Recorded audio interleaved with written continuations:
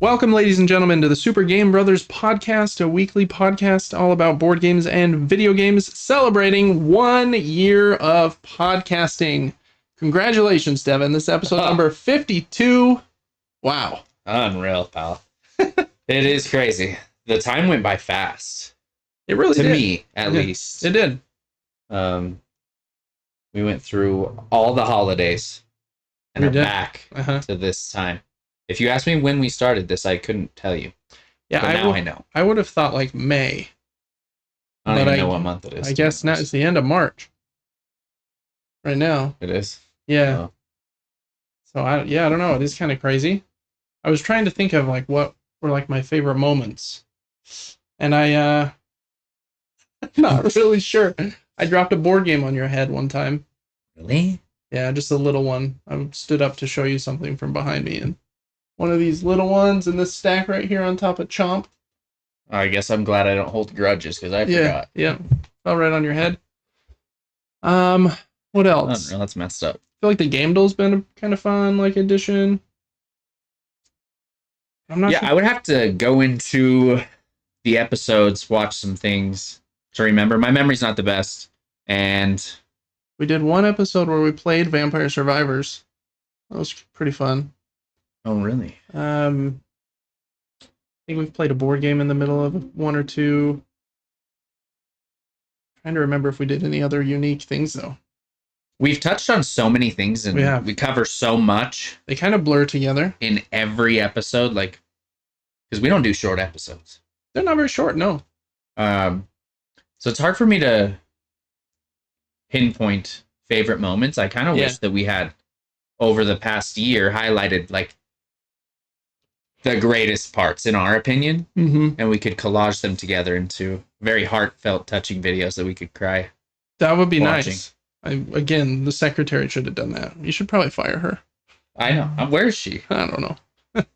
That's crazy. I listen to a lot of podcasts, and the hosts of those will say after a while of podcasting, you just kind of get in the groove, and you're talking so much into a microphone. You almost can't even remember what you said as soon as the episode's over. And so it is hard to think back, because you have to just kind of be flexible and able to talk on the spot, and you're not really Yes, you want to be focused on now, not what I said a minute ago. Right. And we need to both be good at listening and responding, and sometimes I'm, thinking about outer space, and I'm like, what'd you say? As one does, think about black holes or... Yes. All those things. They are interesting. Yeah. But we do pretty good. But yeah, celebrating 1 year. We were going to do something fancy, but we didn't know what to do. We didn't put up a birthday sign, did we? We didn't. But we did turn on the lights for the VR. Oh, yeah. Sure which did. I feel like has the same effect. Basically. When a baby turns 1, it's a pretty popular thing for them to do a cake smash for the baby. Oh. You put the baby in its high chair. It's 1 year old, doesn't know what it's doing.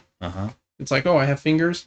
And you put the cake in front of it, and then it decides, I probably shouldn't call the baby an it. But the baby decides if it's going to eat the cake, squish it, or whatever.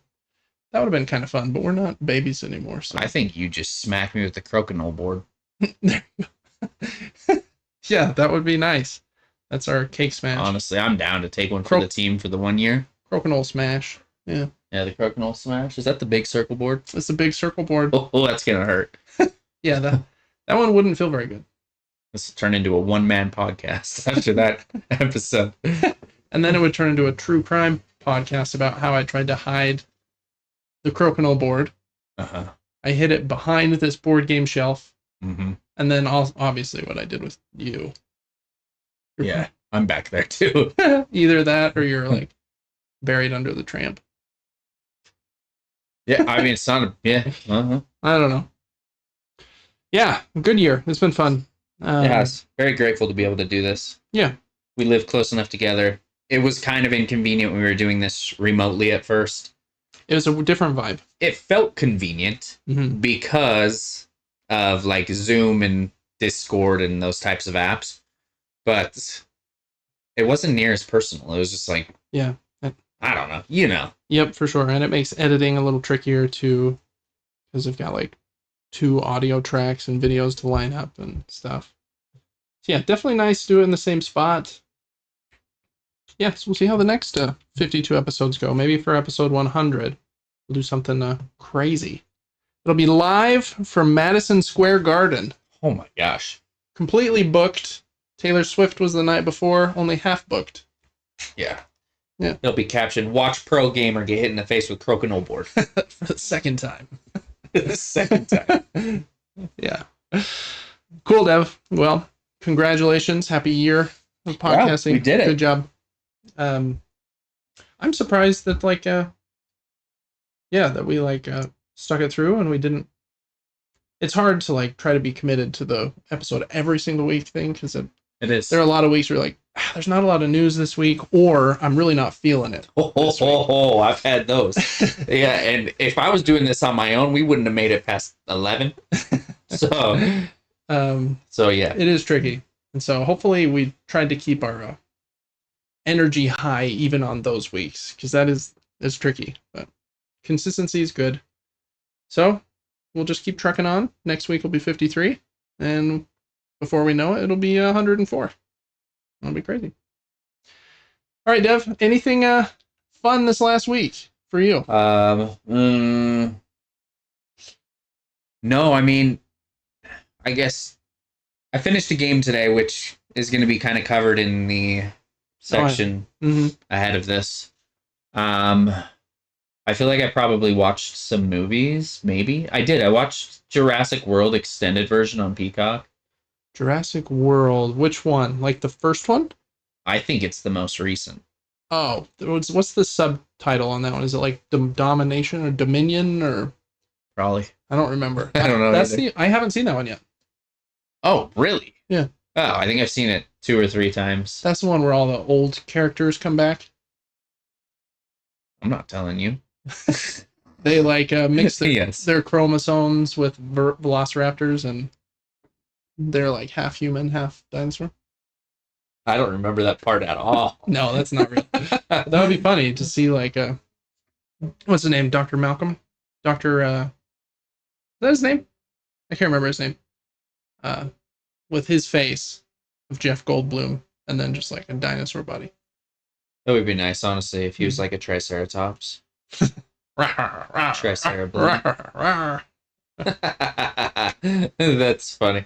Yeah, I didn't want to jump right into Super Movie Brothers. Let me think if there's anything else. Yeah, we'll come back to the dinosaurs. Did a deep clean on my room today, which was nice. That is always a good feeling when it's done. It is, and it was deeper than normal. It's you vacuum. Yeah. Well, I vacuumed the corners. Wow, top of the baseboards. Ooh, absolutely. Wow. Mr. Productive over here. You think you're clean until you see the corners of your room, or the dust that accumulates on top of your headboard of your bed, or the dead spiders, or whatever it is. Yep. I lifted up my blinds today, and I'm vacuuming, and this massive... I've talked about this massive jumping spider in this podcast before. You have, and he's been around for a little while. A few months? Well, we thought we found it. There was one on my bed that had a little orange color to it, and we put him outside a couple months ago. We thought that was him. No, I found Big Bertha today. He's still alive. Wow. I don't know how, but if you slide your window, it's got a slide rail that it sits on. Yeah. At the edge of that, where the rail touches the inside of the window frame, there's a small gap. It goes down about a ½ inch, and then he is living underneath the entire rail. Wow. I had just vacuumed today. I go back in there to shut the blinds. He's just peeking up, staring at me. Hey, you cleaning up? Yeah, he's like, it's nice in here, thank you. And he saw me and was just like... And went back pushed up? himself under, yeah. But there's he's eating something. I don't know what it is. That's funny. You guys kind of have what would you call it? I don't know, a positive relationship going on, where he's just Thanks for cleaning, bro. Oh, he's my best friend. I'll keep the bugs out. You do you. He does. Yeah. Yeah, it's nice, honestly. Mutual respect. Exactly. Yeah. And yeah, so we did that today. Did some cleaning. We're going on a vacation tomorrow. Yep. All of us are. And so trying to prep for that. There's a lot of stress that goes around with that. More so for the people planning the vacation and that have children like you. But I feel my own stress because I don't want to drive for 4 hours. Yeah. You know what I'm saying? Yeah. It's a bit of a long drive. But it'll be fun when we get there. I think we're going to be there for like 4 days. 3 nights, 4 days, something like that. I think that's how they would say it in the hotel booking world. 4 nights. It might even be like 5 days, 3 nights. I don't know how they count. I don't either. I think it's only 3 nights, but there's some days in there too. Cool. Well, this week for me, Devin, I went on a trip last week. Same place we're going tomorrow, so kind of crazy. Just with 5 of my friends, and it was fun. What did we do? We watched a lot of March Madness. We played 7 rounds of golf, which was really fun. And we played basketball at this cool like NBA-sized court that was really close to our Airbnb. And then we did one other thing that I will save the surprise for later in the episode. But so it was just fun. It was jam-packed. You know, if you're doing 7 rounds of golf, pretty packed days. But it was amazing. So fun. Loved it. But I think that's the only really new thing for me. I've been really busy at work, had a couple late nights this last week finishing some stuff up because I had to catch up from last vacation and then try to prep a bit to be gone for 3 more business days over this next long weekend for spring break. So it's been a little crazy. Yeah, you seem busy. Yeah, really busy. I was up till 3 a.m. one of the nights finishing something for a presentation I had to give the next morning. That was something. I saw someone in my room at 3 a.m. this week. Oh, you did? Yeah. I did. The Slender Man. The Slender Man. Someone was in there. I don't know. I don't have very good vision. It's getting worse as I age, but I woke up from a dream. We don't have to talk about the dream because dreams are weird. But I woke up. It's like 3 a.m. and I peek forward. I mean, I peek the way that my head's faced. At the foot of my bed, I see a figure. And I thought, oh, dang. So I looked one more time and trying to like clear my eyes because every single time that happens, my eyes go, wait, there's nothing there. Yeah.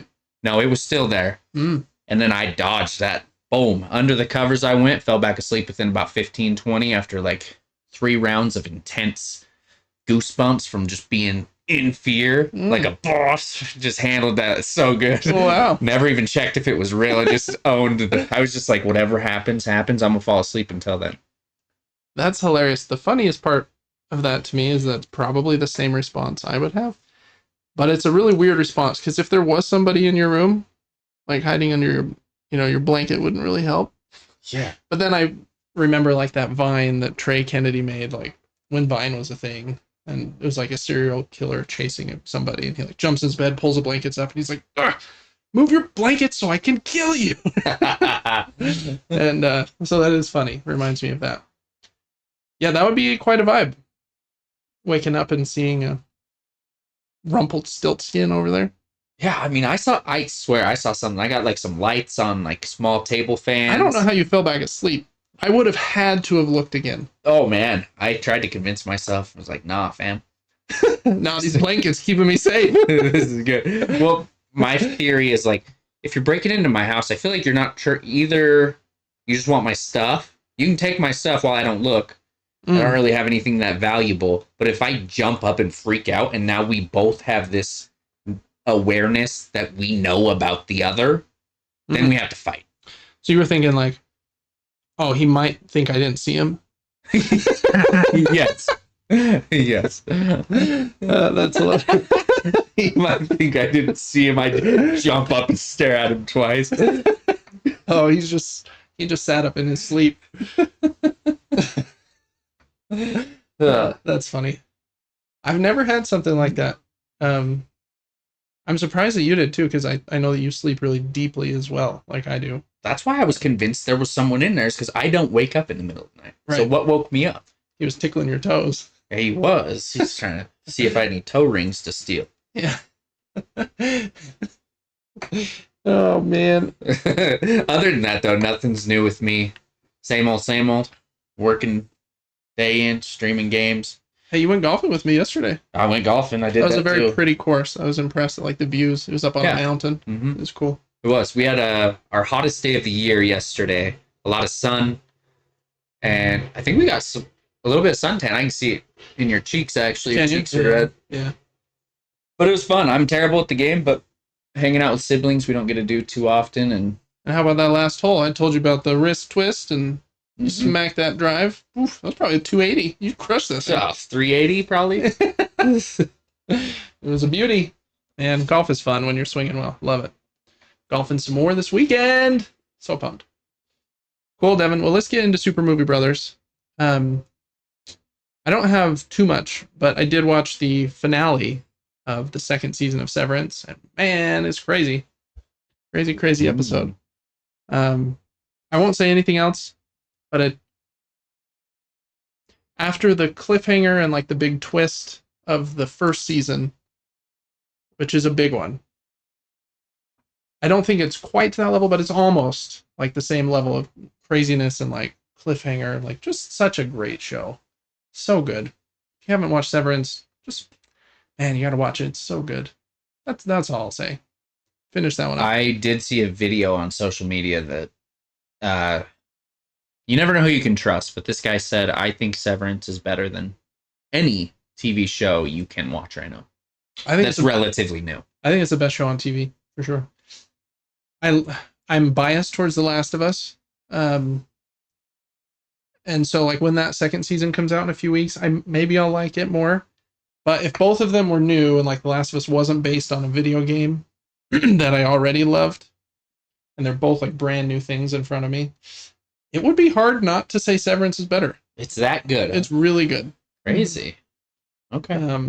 But I don't know. I love The Last of Us too. I think those are probably my two favorite shows on TV right now. Yeah, I just need to somehow get into your Apple login and binge that show. Heck yeah.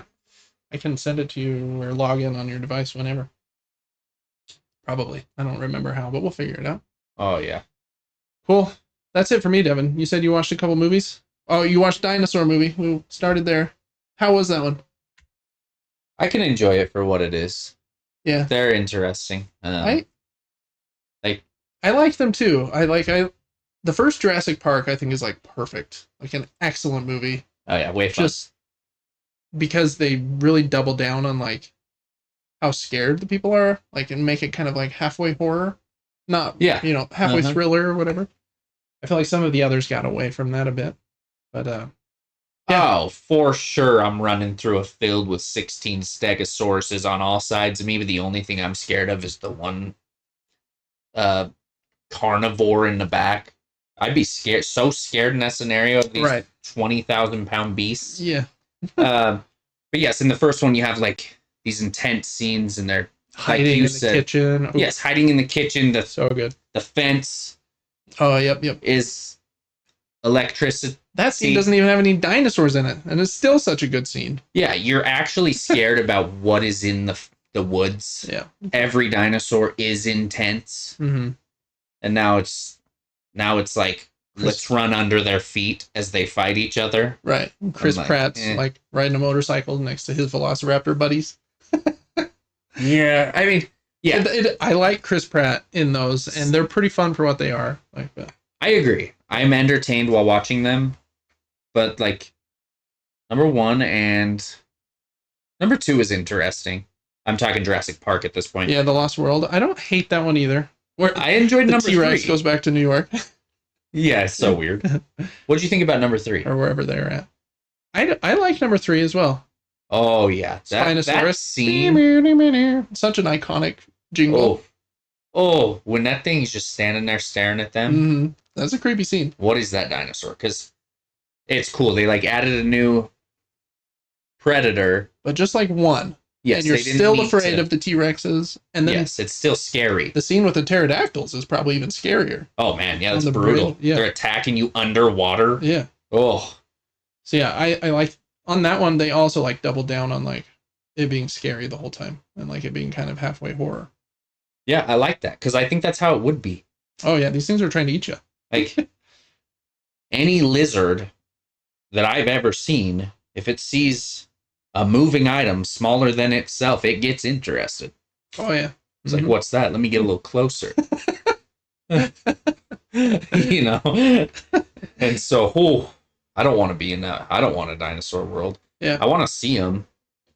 Of these 3 new ones, Jurassic World and then Fallen Kingdom and Domination, or I don't remember their names. Which of the 3 did you like? The first one has the Indominus Rex. He's the white one.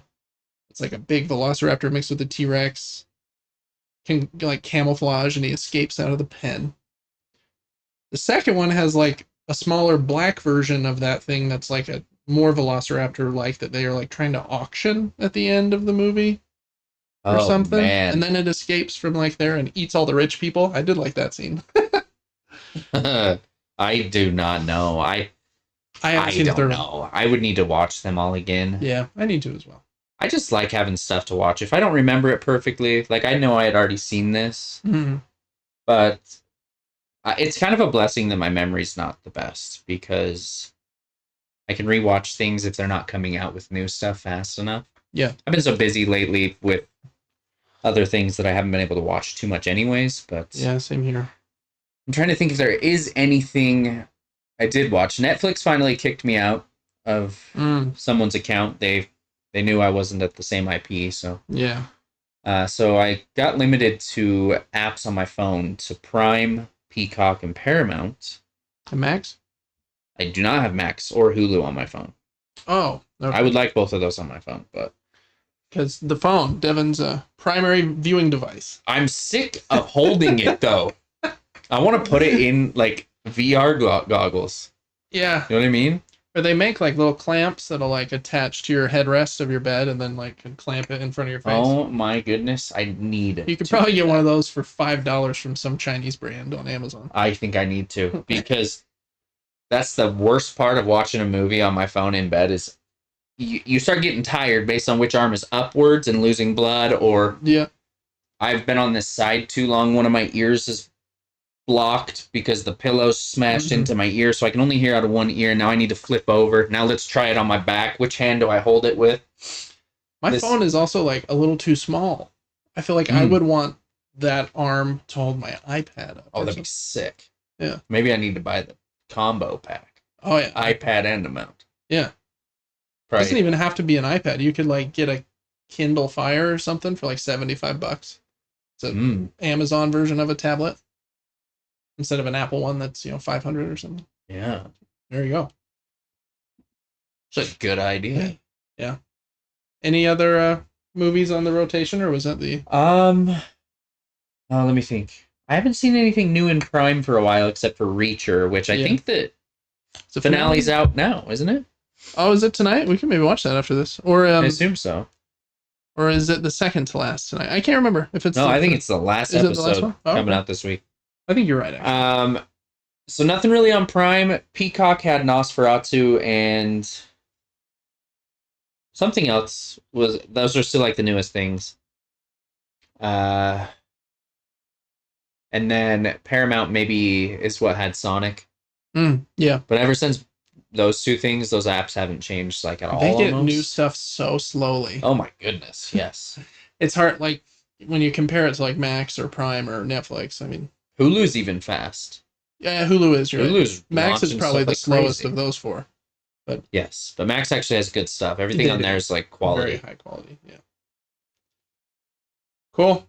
Well, I think that's it for Super Movie Brothers this week then. And Devin, with that, we're gonna hop into the show. Going up to the screen. This is our Patreon page at patreon.com/supergamebrothers. I forgot to switch it to member view, so who knows what you're actually seeing at the moment. But you can get early access to all of our episodes on our Patreon. You can write into the show, and all kinds of other extra perks over there too. And you can also just follow the Patreon totally for free. You can see our latest stuff there. Helps us a lot. That's how we keep the lights on. We also have a giveaway at supergamebrothers.com. you can win a $100 gift card or about $100 worth of board games. Some really good ones. I really like Orichalcum, District Noir, and Kiro. And then there's also a starter set for Disney Lorcana, which is like incredibly popular over the last year or so. So some good stuff in there. So make sure to join that, supergamebrothers.com. And then the Patreon is patreon.com/supergamebrothers. All right, for our normal run of show, we are going to start with new items to subscription services for the week. And the first subscription service we usually talk about is Board Game Arena. Probably the best place online to play board games, especially if you want to play them quickly and you don't want the platform to allow you to make mistakes. This one does all the heavy lifting for you, which is really nice. They have 2 new games this week. First one is a big one, Pirates of Maracaibo, which I think is like a smaller version of Maracaibo, which was a very popular but pretty complex game from Alexander Pfister. He's a very famous board game designer. I think he designed Great Western Trail, which is right behind me. So that's a very popular game over the last few days, or sorry, years, excuse me. So check that one out. And then the next one I thought sounded really cool as well. It's called Panda Spin. I like kind of that crazy looking Po from Kung Fu Panda just on the cover there. This is a card game where you are, I think they call these like a ladder climbing game. You're trying to get rid of all the cards from your hand. And you have to do that by playing like a set from your hand that's better than the last set that's been played. Cool thing about this game is the cards, as you can kind of see from the slash on like that guy, the panda's wardrobe, have an orange side. And then if you're able to upgrade a card, you get to flip it to its blue side. And those are stronger cards. And then you're using them to also do the same thing. I really like great little card games. So I'm hoping that one's good. So check that one out too. Panda Spin and Pirates of Maracaibo. All right, over to video games. There's quite a few to talk about. PlayStation just today announced, I think it was today, maybe it was yesterday, I can't remember, the new games coming to PlayStation Plus Essential for the month of April, and I think it's a pretty good month. The first game is RoboCop Rogue City for PlayStation 4 and PlayStation 5. This is like a crazy first-person shooter, I believe. It came out last year, and it's supposed to be very good. Really? Uh-huh. I've seen the first RoboCop movie, but it's been a long, long time, so I don't even really remember it. But it's supposed to be a solid game, so I might check that one out. It takes place between RoboCop 2 and 3, so there you go. Then there's the Texas Chainsaw Massacre game, which I think is like a multiplayer game. It says a third-person asymmetrical horror experience. I believe it's kind of like, what's the other, Dead by Daylight, if I remember correctly. Okay, I think they made maybe a Halloween version of that type of game as well. I think you're right. They did make one of those too. So that one's also on PlayStation 4 and PlayStation 5. And then Digimon Story, Cyber Sleuth Hacker's Memory on PlayStation 4. I don't really know what kind of game this is. With it saying that you mix between adventure, raising, and battle with over 320 Digimon, I imagine it's pretty similar to Pokemon, where you're catching these little buddies. Some of them look crazy, like this little rock dude, or this little caterpillar dude. And then they become your Digimon. What's that called? Evolve them until they have machine gun arms, and then you blow everyone away. That's what I've heard. Yeah, I'm going to need to play that. Yeah, that means it's also the last chance to get last month's. So get those as well. And these 3 games should be available on Tuesday, which is April 1st. All right, cool beans. Here's Nintendo news. Yes, sir. They have a few new Super Nintendo games coming to the Super Nintendo, Nintendo Switch Online. There's a lot of long name for their subscription service platform, and I had not heard of a single one of these, to be honest. But if you've played, how would you say that name? Nobunaga's Ambition, or what I assume is the sequel, Nobunaga's Ambition, Lord of Darkness, Romance of the Three Kingdoms 4 Wall of Fire, or Uncharted Water New Horizon.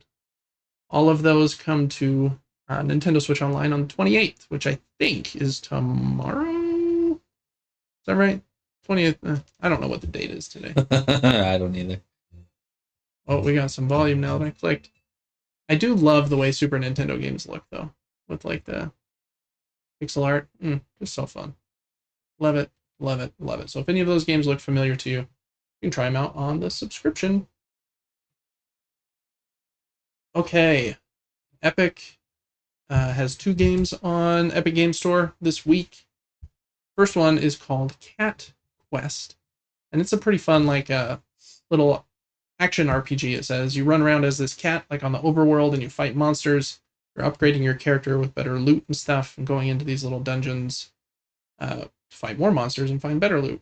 And there's a little silly story about cats. I've played this one with my kids a bit, because I think it has co-op, either this one or the sequel. And it's fun to just run around, smack stuff, and level up. So add that one to your library. And then the next one is a game that is in early access, so it's pretty rough at this point, but they're launching it for free in early access. It's called Nico Ghost, Jump, ! And I think the shtick of this game is kind of like Super Paper Mario on the Wii. You can rotate the world from like 2D to 3D. It does look a little rough, though, from this video. Going back to like the Epic Game Store's homepage, for some reason, these 2 games and what seems to be the next one that they're giving away are all cat themed. I don't know if that's like for some special reason, but it's Cat Quest. Nico's a cat, and then this next one that unlocks next week, for some reason, is hidden, which they don't hide them usually except for around Christmas. Has cats all over it. Yeah, so it's probably another cat game. Maybe it's Stray or something. I don't know. But 3 cat games over the next couple of weeks, it seems like. Devin, you gonna play Nico Ghost, Jump, ! Most likely. Oh yeah. All right. Is that all of them? I think that's that is all of them. Yes, sir. Cool. All right. Well, we're gonna go back to our faces just for a second, and I will start by just talking about the games that I have played. And actually, the only game I played this last week was on the little vacation I took last weekend. My friend brought his Xbox, and he had 2 games. Well, he had 3 or 4 games on it. Madden, which they played a little bit. I didn't play around in Madden. And then he had Perfect Dark and GoldenEye from the Nintendo 64, all on his Xbox. And so we played quite a few matches of GoldenEye, and he has like all the like cheats and like levels and stuff unlocked. So it was really fun to like play different modes.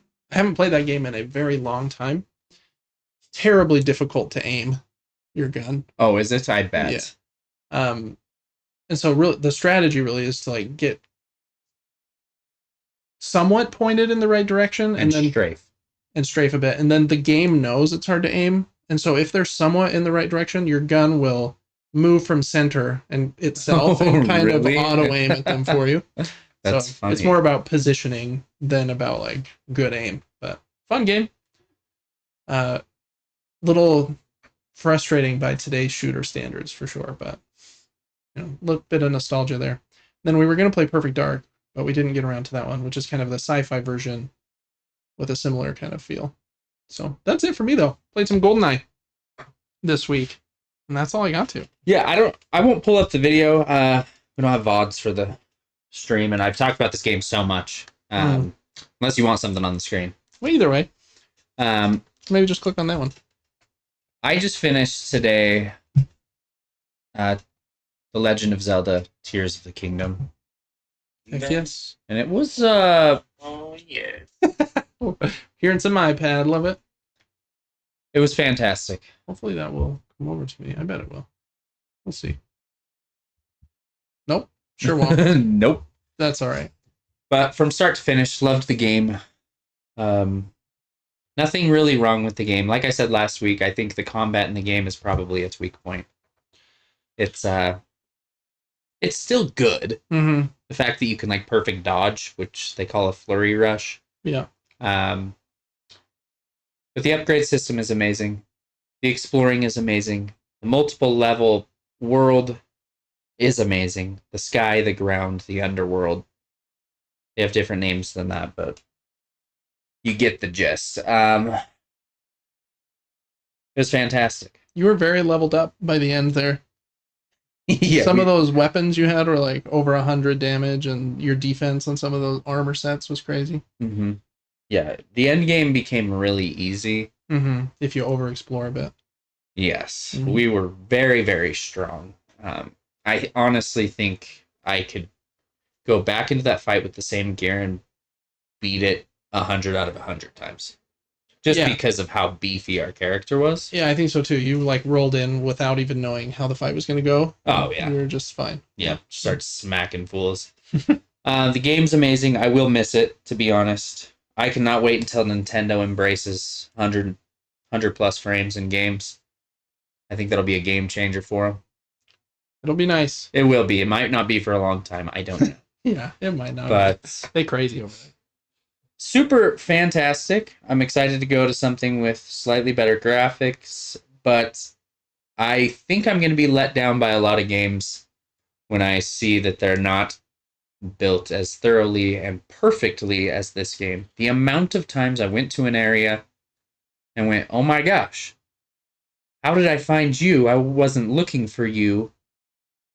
And you were part of that other quest that overlapped this quest. Mm-hmm. And now I can talk to you, and this is finally done. I thought we'd never finish it. Those kind of moments of just like, it's laid out so perfectly, where you just kind of get things done. Yep. It's amazing. Yeah.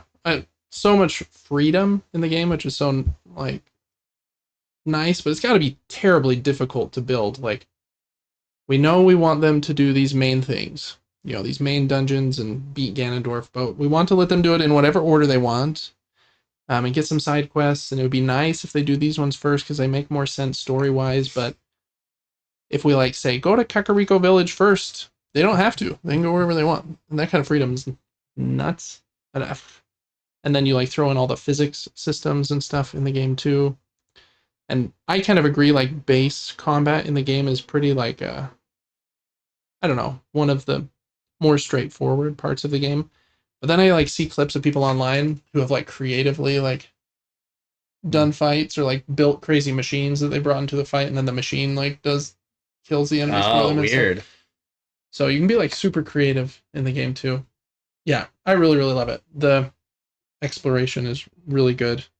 There's something like exciting to find like everywhere you go, and for how big that game is, that's saying a lot, because the game is freaking massive. So I'm glad you liked it, because you never know with a game that overwhelming and big. Like, it's excellent, but you're probably not going to know that for 40 hours. Yeah, I'm glad we played it thoroughly and all the way through, because your opinion about the game, if you only spent 20 hours in it, would differ. Yeah. Greatly compared to if you've put 200 hours in it. Yeah, I agree. The other thing I like about this one is I do think it caters more to that audience that just kind of wants to mainline the game. It is a little bit longer than Breath of the Wild, but I think the story and the voice acting and some of those big set piece moments are a lot more grand and cool than they were in Breath of the Wild. Like, the dungeons are better, cutscenes are better. Like, there's a couple extra dungeons than there were in Breath of the Wild, and I think the last fight with Ganondorf is a lot better. He's a cooler character. He's more involved in, like, the whole story and, like, what's Zelda doing the whole time and stuff. Much better story, too, in my opinion. I do think, like, no spoilers, but in Breath of the Wild and in Tears of the Kingdom, Ganondorf has a second phase in both of them. In the first one, I think that phase was really dumb. And dumb's not the right word. Like, kind of lame. Those mean the same thing. I feel like the second phase of both of them has kind of been, okay, you've done the hard part. Here's like a cool looking cakewalk, as like the epic end. Yeah, here's an immersive 5 minutes of ease, even though it's easy, but it looks cool.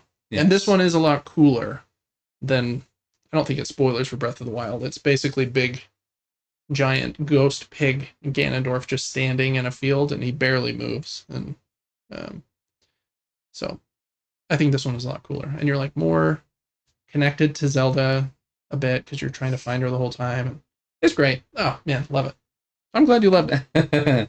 Yeah, me too. It makes me want to play others, but I have a hard time believing others can be as good. I think you have to expect a more linear experience from some of them, I would imagine. Oh yeah, totally. There's some that like, but I kind of like linear at times. Yeah, if you were gonna go play another one, now that you've played Breath of the Wild and Tears of the Kingdom, I would say either play Link to the Past, the Super Nintendo one, because it's great and it's got like the Super Nintendo pixel art that's amazing, or my favorite of the more linear ones is Twilight Princess. And it is very linear, like, okay, I know I can get to this dungeon, but not until I have the hook shot. And yes, I have to get the hook shot there. So it's a little like Metroidvania kind of in that way. But it's really good. But just a different experience. You can't go everywhere. The game kind of funnels you down paths a bit. I am seeing an issue with games being too open world. Sometimes they are. What I see by that is, or what I see about that is you don't have enough resources to make 400 different enemies. Yeah. All of a sudden, we need to put 5 of a similar attacking ogre in 5 different locations on the map. Yeah. And all of a sudden, repetition comes into play, and you're like, I've seen this many times now, but it has a slightly different name because they call it the harder version of this enemy. Yep. Even though it wasn't. Yep, Zelda has that in it. But in a linear game, take Bloodborne, for example, every fight's intense. It's unique. So different from the last one. Yeah. And so there's a part of me that wants to go back to that. Just make a linear game longer, maybe. I think it's one of the reasons I've had, like, a lot of people say this, but open world fatigue. Because I feel like, unless, and this is kind of me being a little mean, but unless you can make an open world game as good as Zelda is, I'm not going to play your game for long enough to care. Like, and for me to even get to those moments. Yes. And so if you can do it that good, why not make like a smaller game that is just like tighter and better the whole way through? Mm-hmm. But it's hard. A lot of people buying games want their games to be like, oh, it's $70. I need it to last like 75 hours.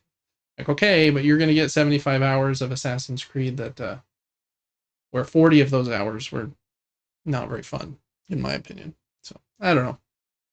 I agree. I usually like linear games better, but occasionally an open world game like this one. And I can't think of other open world games that I really loved, to be honest. Even ones like Ghost of Tsushima, which I thought was really awesome. I eventually get to a point where I'm like, I don't want to do all the side stuff anymore. Yeah. Mm-hmm. I think there's something special about Zelda with like how free you are to move. It's okay, I'm going to climb up this mountain and then I'm going to glide off of it to wherever I want. Or I'm going to teleport up. They give you like so many tools. So I'm going to build a rocket.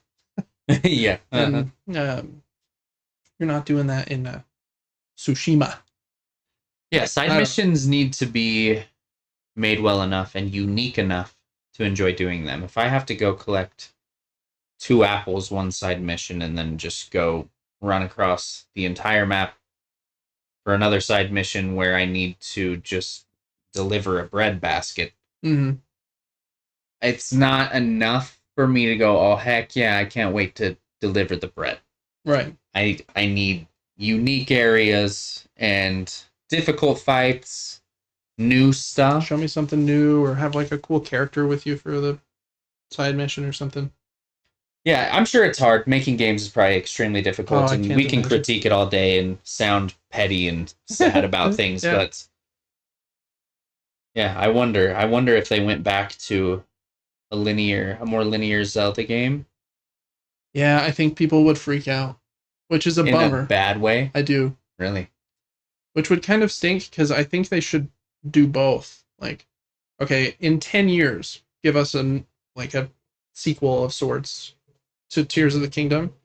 But maybe in 3 years, give us one that's more like Ocarina of Time, or maybe a 2D one or something. Like, do something different. So I don't know. It is hard once you kind of set that precedent of, hey, our game is huge. Mm-hmm. It's hard to go back from that, I think.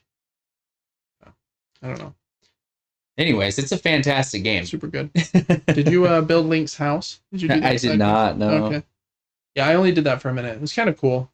Like, that's the kind of side quest I mean, where it's like, oh, I'm going here. I can do something totally different. I could spend 4 hours here building this cool house if I want to. If I don't, that's fine. Yeah, I love the different towns too. Like Cherry Town's so cool. Anyways, super good game. I don't want to take over your segment because you're the one talking about Tears of the Kingdom, not me. No, you are good.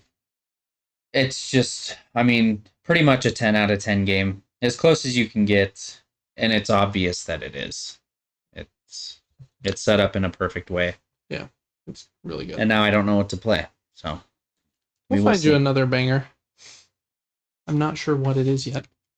Well, I got no board games that I played this week. Did you? I played one on the trip. I brought No Thanks, and we played a round of No Thanks, which was fun. It was the first time I played that game where I saw someone, their strategy was to take a bunch of cards. He took probably 12 cards. I don't remember the game. In the game, you have 9 of those little black rocks in your hand. And a card will be flipped over. If it's like the 21, you either take that card on your turn, and those are 21 points. And in this game, you don't want points. You want negative points if you can. Or you put one of your rocks on the card and say, no thanks, and then it goes to the next person. So you're trying to get as many rocks as you can for negative points, and to take as few cards as you can. If you're able to get cards in a run, like if I got the 20 and the 21 and the 22, for example, then only the lowest card in that run scores. So that would kind of make the 21 and the 22 null. So my main strategy usually is to almost take 0 cards if I can. Right. I didn't win. All of our scores were actually very close, but the guy who took like 12 cards, he didn't win either, but he was very close to winning. And he just kept getting the card he needed. He had like 18, and then 20, 21, 22. And then he'd get the 19 to like finish that run and like get rid of a ton of points. Because if you're the one that takes the card, it's still your turn when the next one is flipped over. But there are 9 cards pulled out of the deck at the start of the game, so you don't even know if the card you need is in the game. So it's a bit risky, but it was kind of cool to see. High risk, high reward there. So that was kind of fun. That's a $10 card game that is infinitely better than like Uno and Phase 10 that I feel like everyone should have. It's really great. You could teach it to anyone. I've had my parents play it, and my wife's parents, and it's great. So get No Thanks if you haven't played that one. All right, I think that's it for what we've been playing this week. Really busy week. Didn't have a ton this week. As far as like things that are coming out this week, I didn't even click on that link. You can skip this one, but that link, maybe click on that real quick. Let's just see if the calendar has been updated on OpenCritic, and we can see if... I have 2 games I'm curious about. Ooh. I think the first one is called Berserker. Oh, Tales of Berserk. Something like that? Yeah. I think it's in early access. I think it just came out today. Oh, wow. Unless I'm thinking of the same game, a different game. And it looks so interesting. Kind of like a Souls-like game. With the fights seem kind of unique. Art direction. Like, it's very dark, except for your character. It's like anime. Yeah. Not anime, but like, yeah, some different art style to the character. Mm-hmm. I don't know too much about it, but I've seen a little gameplay. And then there's a game called Atomfall. This one. First Berserker Kazan. The 2 games I'm talking about came out on the same day. It comes out today or tomorrow. But yeah, so there you go. They both come out. Atomfall, I don't think I've seen any reviews for it yet, but I am behind on like my video game reading, so maybe they're out there. Yeah, I don't even know what type of game it is, but I think it's kind of like Fallout vibes. Oh shoot. Yeah. And then this Inzoi game, I think, is supposed to be like The Sims. I think it's free to play. That image right there looks like AI art, so hopefully it's not that. But anyway, so there's some fun games coming out. I do want to, I don't know, play Atomfall and maybe Assassin's Creed Shadows one day, but who knows when I'll be able to get to them. All right, as far as board games, I think the only one I'm really pumped about right now is I want to play these X-Men characters that we looked at last week in Marble Dice Throne. And then I have some other things delivering from Kickstarter in the next few weeks. So pretty short little list there. All right, so that's going to take us, Devin, to the news. Mini-Nuke. Heck, yes, it is. And there's a couple little things I wanted to chat about before we get into our rapid fire segment. This week and next week and probably for the next month or two are going to be like Nintendo Spotlight. Next Wednesday is their Nintendo Direct, where they are going to give all the details on the Switch 2. So that's going to be a big deal. Surprisingly, they had a Direct today. And we'll talk about some of the things from the Direct today. This has been one of the biggest ones, though. They announced a new program called Virtual Game Card, is what they're calling it. And so in late April, this will be an update to the Nintendo Switch and will come on day one to the Switch 2 software. Basically, any game that you have purchased digitally, you will have a new page on your Switch to manage the virtual card, and you can send it to another Switch that is like in your house, and you can lend it to other people that are in your family group. I don't know if you can lend it to like friends outside the family group. A family group can have up to 8 accounts in it, so technically you could have like siblings and friends in that family group. And how it works is you manage all your virtual game cards on this one page, and then if you want to send them to somebody, the first time you send a card to somebody, you have to be in the same room, but then from then on you don't. And you basically, it's like taking the card out of your Switch and putting it in theirs. It like turns it gray on your Switch and then allows them to have it for 14 days, and then it will plop back onto yours. So it's kind of a way to share digital games. I think it's a cool idea, and I think this video that they have about it makes it look pretty cool.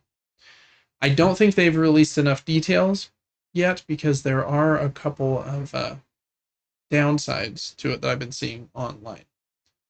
Because my first impression was like, oh, this is great. The Switch already has a system much like PlayStation's, where you have a primary device, and then you can sign into any other device with your own account and play your games. So technically you can game share just like we do on the PlayStation, right, with the Switch. And when you do that, you can actually play the same game on both devices at the same time, because you purchased it just like you can on the PlayStation. Mm-hmm.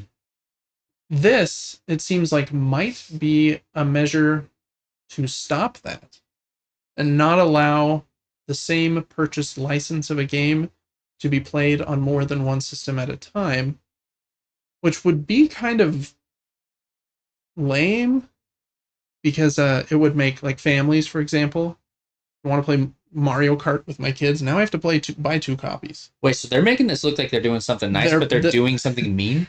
I'm not 100% sure yet, because they haven't given enough details beyond this video and like a blog post that has like a bit of language on it. I think it's a cool feature, and the way they've structured it, and like maybe like me being able to lend a game to like you or whatever. Like if I could lend you Metroid Prime and you're at home in like 20 minutes away, that's really cool. Mm-hmm. For single player games especially. But their current system would already let me do that. If I just logged in as you. If your Switch was set as my primary device. Right, okay. And if we had a multiplayer game, we could play it both simultaneously. Whereas this, it seems like, will not allow you to do that, because it does show it like leaving your device and then going on the others. So, cool feature that they highlighted in their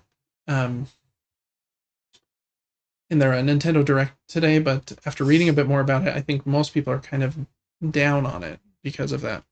So I hope that when they flesh out all of the details, it's not negative, but that would kind of be a bummer, and a big change, because PlayStation does it like that.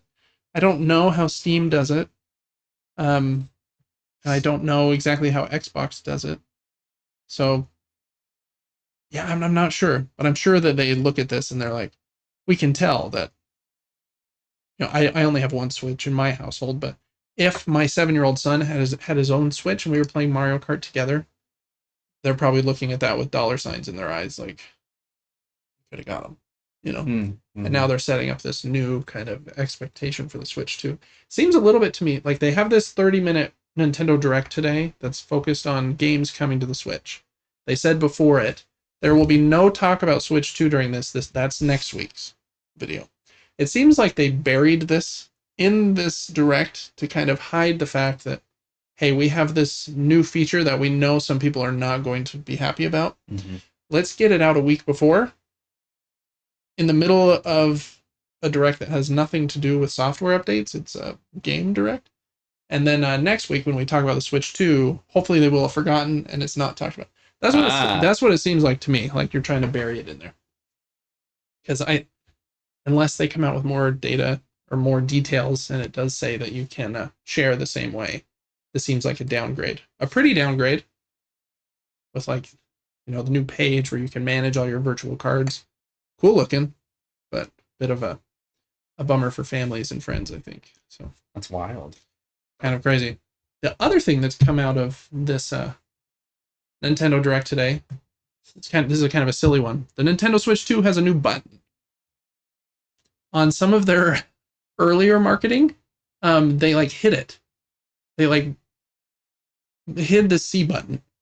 But in the Direct today and some other stuff, we can see that it's there now. A button that looks like a square with a big letter C on it. It's underneath the home button and straight across from the button that captures screenshots and videos. Devin, what the heck could this letter C button be? Any idea? Didn't the 64 controller have X, Y, C? It had a Q.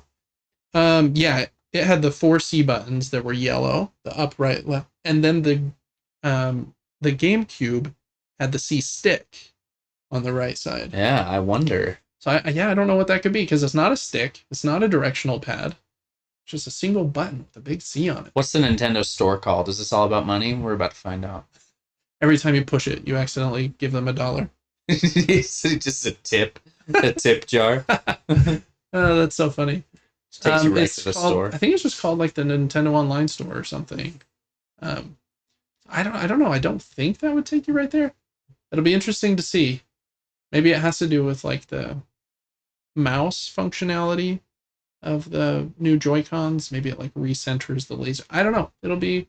I'm sure it stand for center. Yeah, maybe. I'm sure they'll go calibrate over it next week. When I'm gonna say details. It stands for calibrate. You think it's a calibrate button? Absolutely. Yeah, that could be cool. Or maybe a connect button makes it easier to connect to the Switch. Or if you have multiple Switches in the house, you push it. I don't know. It is very odd to see a C on a button on a controller. It is. Yeah. You're not used to that. It's X, square, triangle, circle, YX, VA. Mm-hmm. Anything else? Z. And then R and L. R1. Yeah. And then just a big old C right there. C. So think about that till next week. And if you figure out what the C is, you don't get a prize, but you'll be cool, I guess. I want to be cool. Yeah. Anyways, those were two kind of silly but fun things I thought that came out of that. We'll talk more about the Nintendo Switch Direct in a minute. All right, now we're going to get into a rapid fire here. Some of these things being really short, and some of them we'll spend just a minute or two on. Another big one this week is Ubisoft just released Assassin's Creed Shadows. It sold really well. We'll talk about that in a minute. But they've been in trouble for a while, at least financially, and some of their games haven't performed well. they just announced that they are spinning out 3 of their key franchises into a new subsidiary company that is being 25% backed by Chinese company Tencent. Those 3 franchises are Assassin's Creed, Far Cry, and Tom Clancy's Rainbow Six, which seem to be like their 3 biggest things. I can't think of a thing they have that's bigger than those. Which makes me think, like, if that subsidiary is taking the biggest things, is like the Ubisoft name and like entity going away? I don't know. The post here from Jeff Keighley says there's no word yet on what this means for other Ubisoft franchises or for the company's approximately 19,000 employees. That's a lot of employees. Wild. Yeah. So anyways, that was kind of a big one. We'll see what kind of updates come out of that. All right, next up, kind of staying on the Ubisoft train, Assassin's Creed Shadows has done pretty well in the few days that it's been out.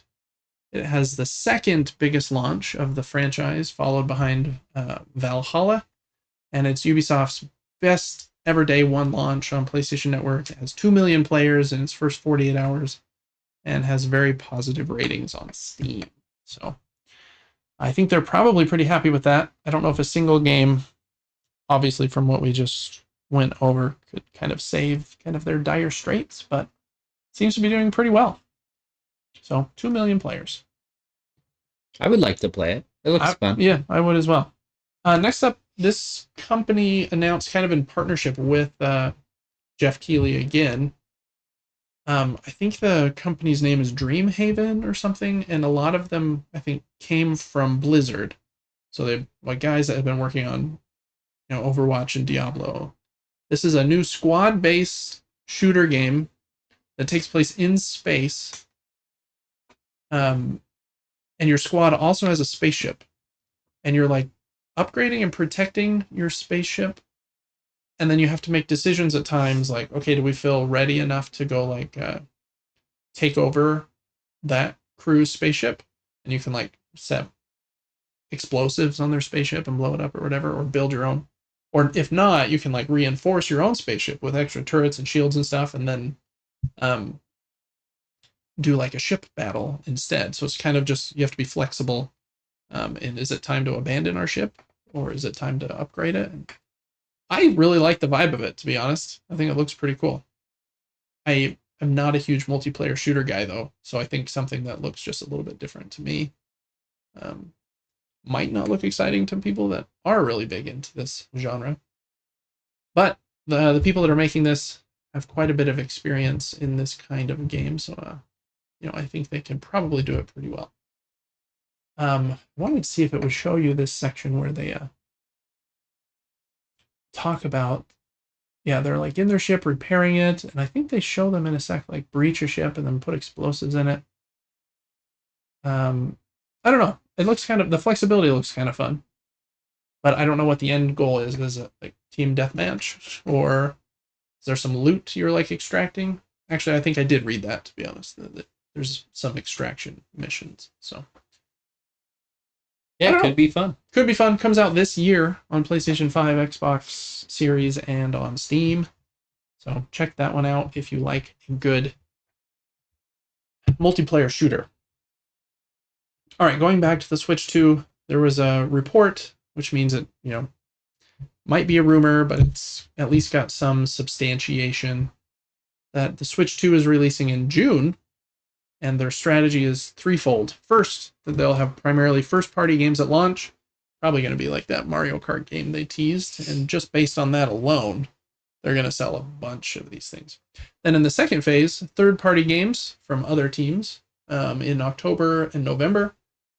And then third phase is the big holiday games coming to their device. So that's kind of their plan, which makes sense. I think they'll probably have like, in the presentation next week, I think they'll show like Tears of the Kingdom running better, like a Switch 2 enhanced version of Zelda, and then the new Mario Kart. And I wonder if they'll have like another big surprise game, like the team that made Super Mario Odyssey. I don't think there hasn't been a big 3D Mario game since then. I really liked Super Mario Wonder, so it's going to be fun stuff next week, but we'll see. All right, then real quick, we're just going to go through everything that was announced at the Nintendo Direct. Props to Nintendo Life. It's a really good Nintendo website if you play primarily on Switch. They have this post here that goes over everything that was announced. So Devin and I are just going to go back and forth reading the 2 sentences underneath each of these trailers, and we'll just go through everything that was shown. So first up, let me make sure I've got these muted. I don't. We got that one there. Devin, take her away. A modernized version of classic JRPGs Dragon Quest 1 and 2 HD 2D remake continues the Erdrick trilogy narrative of the iconic Dragon Quest series. Heck yeah, it does. I never played Dragon Quest growing up, but kind of a, what would you call it? Similar to Final Fantasies of old. Very turn-based, old-fashioned JRPG. These are fancy versions with new graphics, but I think they're going to be very similar. So they showed a new trailer for that. Did they give a date? Nope, just this year. Next up was No Sleep for Kaname Date from AI The Somnium Files. On July 25th, uncover the truth hidden in reality and in dreams. Join Special Agent Kaname Date on the case to discover the whereabouts of internet idol Iris, who's been trapped in a mysterious escape game. Holy. I haven't played one of those, but there you go. Oh, next up is another one Devin's going to love. Ride Out. Ride Out. What's Ride Out doing? Being remastered. The beloved supernatural action RPG from Atlas returns. Experience the story of Ride Out Kuzunoha, whatever that number is. 14. Apprentice detective and devil summoner undertake the case of the century and uncover the secrets of the soulless army with the aid of your demons. Wow. Crazy. Oh, whoa. That one's July 25th, I think. Shadow Labyrinth on the 18th of July. Phase shift between Swordsman number 8, Mini Puck, and Gaia to discover secrets and consume your foes in this genre-twisting take on Pac-Man. This is the game that strange Pac-Man episode of Secret Level, the TV show, was based on. Oh, really? Yeah. You on this mysterious world, it's eat or be eaten. To survive, you must consume darkness. And you can morph with Pac-Man and go up walls like you would expect. It's a Metroidvania. But then at some points, you overcharge the Pac-Man. He turns into this big demon pack and eats things. He's about to in just a second, I think, eat this. I saw it when I was watching this trailer earlier. Pretty sure he's about to eat one of these enemies. Oh yeah, he's gonna eat this guy. Here he goes. He's gonna turn big. Nope. Yep. Nope. Oh, here we go. There's a big pack. Eating stuff. Oh, whoa. I don't really know what's going on, but strange looking Pac-Man game. I might be there for it. All right. Next up on July 11th is Patapon 1 and 2 Replay. I'll let you take it. I didn't mean to read your title, sorry. Unreal. Beat the drum, make the fever. A small and delicate yet mysteriously endearing creature, the Patapon, are guided on their adventures through the rhythm of 4 drums.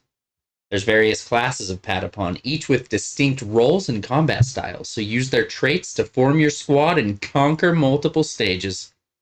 Heck yeah. I think this game is kind of like Pikmin in a way.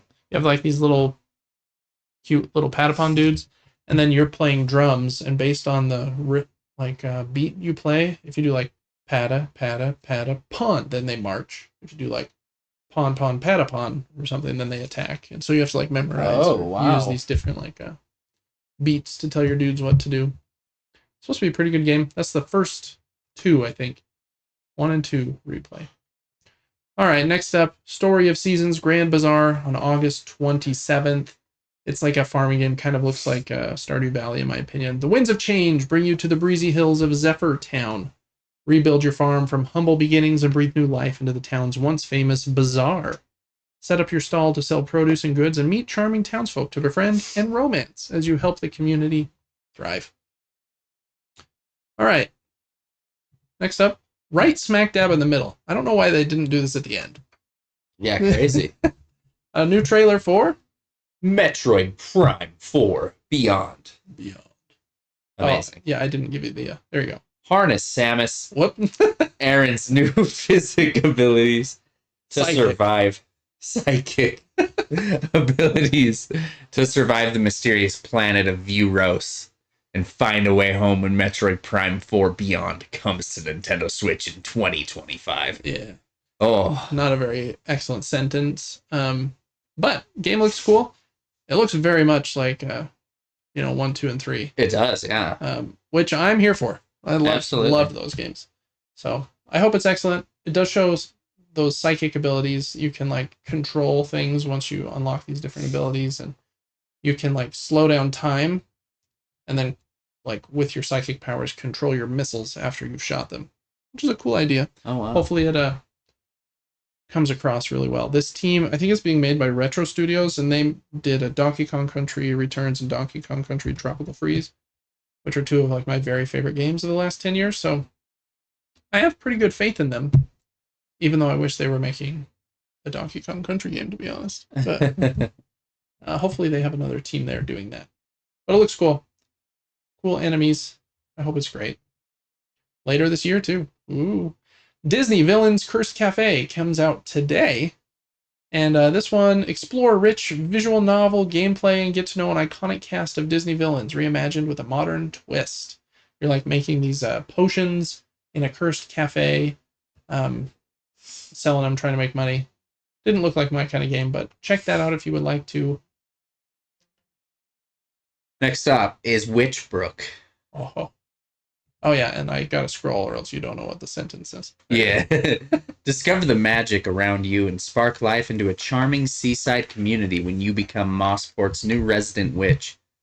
Master spells at Witchbrook College. Craft goods to grow your witch business. Participate in seasonal events and customize your charming cottage and garden to suit your style. Make friends, find love, and discover a world. Dang it, I almost killed it. Discover a world filled with wonder on the road to graduation and beyond. I really like how this one looks. I like the Game Boy Advance kind of like art. It also has 4-player co-op, which is kind of crazy. So I think it's mostly probably around like learning and RPG stuff, and but I think it looks cool. Oh yeah, I love how that looks. So good. I hope it's great. What's that? Winter of this year. All right, next up, The Eternal Life of Goldman, another one that I think looks excellent, just super pretty platformer. Comes out also this winter. The Eternal Life of Goldman is a vibrant yet dark platformer adventure that weaves together legends, fairy tales, and myths. Explore a vast hand-drawn archipelago inspired by ancient fables and depicted in classic frame-by-frame animation, kind of like Cuphead. It's like the same. It looks so good. It does. It looks awesome. Even though he's a weird old man with a cane. I kind of like it. Yeah, I'm totally fine. What's it say? And defeat a mysterious deity. I'm super in for this one. We've seen this trailer. Well, an earlier trailer of this one a few months ago. I think it looks great. So, winter of this year, I was hoping it would be earlier than that, but hey, take all the time you need to draw every single frame of this game. So, exactly. it's crazy. All right, Devin, this next one is like a, I don't know if it's a collection of older games. Yeah, 6 arcade classics and a new Salamander 3. Sorry, I'll let you take it away. Gradius Origins. August 7th. August 7th. It's time to venture into deep space and face off against relentless alien forces in Gradius Origins. A collection that brings together 6 legendary arcade classics and the all-new Salamander 3. Pilot your ship through dangerous enemy lines, upgrade your weapons, and master this intense, fast-paced adventure. You read that so well. I do like a good shmup. What's that? A shmup is what they call this genre of game. I think it started from the term shoot 'em up, but then for some reason they abbreviated it. I see. Shoot 'em up was too long. So we're Absolutely, it was. Shmup's nice. Gradius is a pretty well-known one, so that's pretty cool. All right, next up. Ooh, very excited about this one. Rift of the Necrodancer came out today on the Switch. Just a immediate release. Love that. This game is, I think, following up from Crypt of the Necrodancer, and then they had the Zelda-based one But this one is kind of riffing on the Guitar Hero gameplay with the lanes, and then the musical notes come down. There's also boss fights and stuff. I really like Crypt of the Necrodancer, even though it's very difficult. In that one, you're moving in a dungeon along a grid, and every time you move, you want to move with the beat, and then when you move, the enemies move too, so you're like trying to spatially decide when to attack and stuff. This one looks a little simpler because it's just on that Guitar Hero grid, but super down for that. Looks pretty dang cool. Oh, I'm so glad you're reading this next one. Tamagotchi Plaza, 27th of June, 2025. The next entry into the beloved shop simulator Tamagotchi Connection Corner Shop series invites you into a whimsical world of wonder shops with over 100 Tamagotchi to play with. As your shop's reputation grows, new Tamagotchi will visit, including a new original character. Make your shop thrive and turn the town into a bustling place. Well, you read that. I'm super pumped to play it. I know. Then they had a trailer for Pokemon Legends ZA, which comes out late this year. It says, welcome to Lumiose City, where skilled trainers participate in the ZA Royale, a tournament where you'll rank up via unique new Pokemon battles that happen in real time and can feature mega evolutions. Holy. In this trailer, they show, like, during the day, it's a pretty, like, easygoing place, and then at night is when, like, this big ZA Royale tournament happens, so, I don't know. I'm pretty far out of Pokemon at this point. At least, like, I am too. Pokemon. I wish I knew, like, any other generations of Pokemon. Yeah. I legitimately know, like, OG 150 to 152, whatever number it ended up being. Yeah, I feel like I know a few past that sometimes. Like, I feel like the starting Pokemon after Bulbasaur and Squirtle and Charmander were like, oh, dang it. There was the little leaf-throwing dude. And there's like a little like a kind of dragon. There's a fire. Yeah. He's kind of cute, though. What's his name? Yeah. Their names were, like, right on the tip of my tongue, I felt like. But now they're gone, so I guess I don't know them. I do remember Tyranitar. He was in, like, the next... Tyranitar? Yeah. Oh, there he is right there. Leaf Dude. That is the Leaf Dude. I don't see the fire dragon I'm talking about. Yeah. I know who you meant, though. All right. Rhythm Heaven Groove 2026. Get into the groove with the newest entry in the Rhythm Heaven series. Rhythm Heaven Groove. Coming to Nintendo Switch in 2026. That was a great line. Yeah, super great. Very odd looking game. Basically, you put you in these weird, kind of like WarioWare little like mini games. And like by staying on the rhythm, it helps you to complete them. Like in this one, if you stay with the rhythm, you can hop over this ring, boom, boom, boom, boom, jump, boom, boom, boom, boom, jump, kind of thing. I don't know why I just did that noise. That was nice. Here we go. Then they went over the virtual game cards thing. Okay. Again, just buried in the middle of this thing. We already talked about that. So I'll read the next one. High on Life, coming to the Switch on May 6th. That game's going to run so well on the stinky Switch. Fresh out of high school with no job and no ambition, you've really got nothing going for you until an alien cartel invades Earth. Now you and a team of charismatic talking guns must answer the hero's call and become the deadliest intergalactic bounty hunter the cosmos has ever seen. I've heard it's a good game. It's very crude and crass. Just know that. Yes. Star Overdrive, 10th of April. Race across an alien planet in a high-speed action-adventure. Glide on your hoverboard, mastering gravity-defying tricks, battling powerful enemies, and solving puzzles. Use your unique powers to overcome challenges, unravel mysteries, and shape your destiny. Cool. I do like how the surfing gameplay looks in there. But whether it all comes together with also fighting and everything, who knows? But what was that called? Star Overdrive. It looks like the Hunterberg game. Oh, Hinterberg? Hinterberg. Yeah. Tales of... I think this one looks cool. It's been out on Xbox for a while. The Wandering Village, July 17th. In a world where mysterious plants are spreading all over the earth, a small group of survivors seek shelter on the back of a giant wandering creature. Build your settlement and form a symbiotic relationship with the Colossus in this city-building strategy game. Will you survive together in this hostile yet beautiful post-apocalyptic world contaminated by poisonous fungi? I don't know. I like the idea of a giant walking turtle thing. So there you go. Next up, this one doesn't have a video, but go for it. Oh, that's lame. King of Meat, 2025. King of Meat is a 1 to 4 player hacking, slashing, co-op combat game with dungeon create mode. It is centered around the most watched and only TV show in the mystical world of Loragok. Players step into the roles of contenders battling through devious dungeons and compete to be crowned champions. I remember seeing a trailer for this one a few months ago. It kind of looks like Fall Guys, but you're like these fantasy dudes trying to make it through these devious dungeons. King of Meat. There you go. Very odd. Lose Lagoon, summer 2025. Traverse the vibrant Limbo archipelago.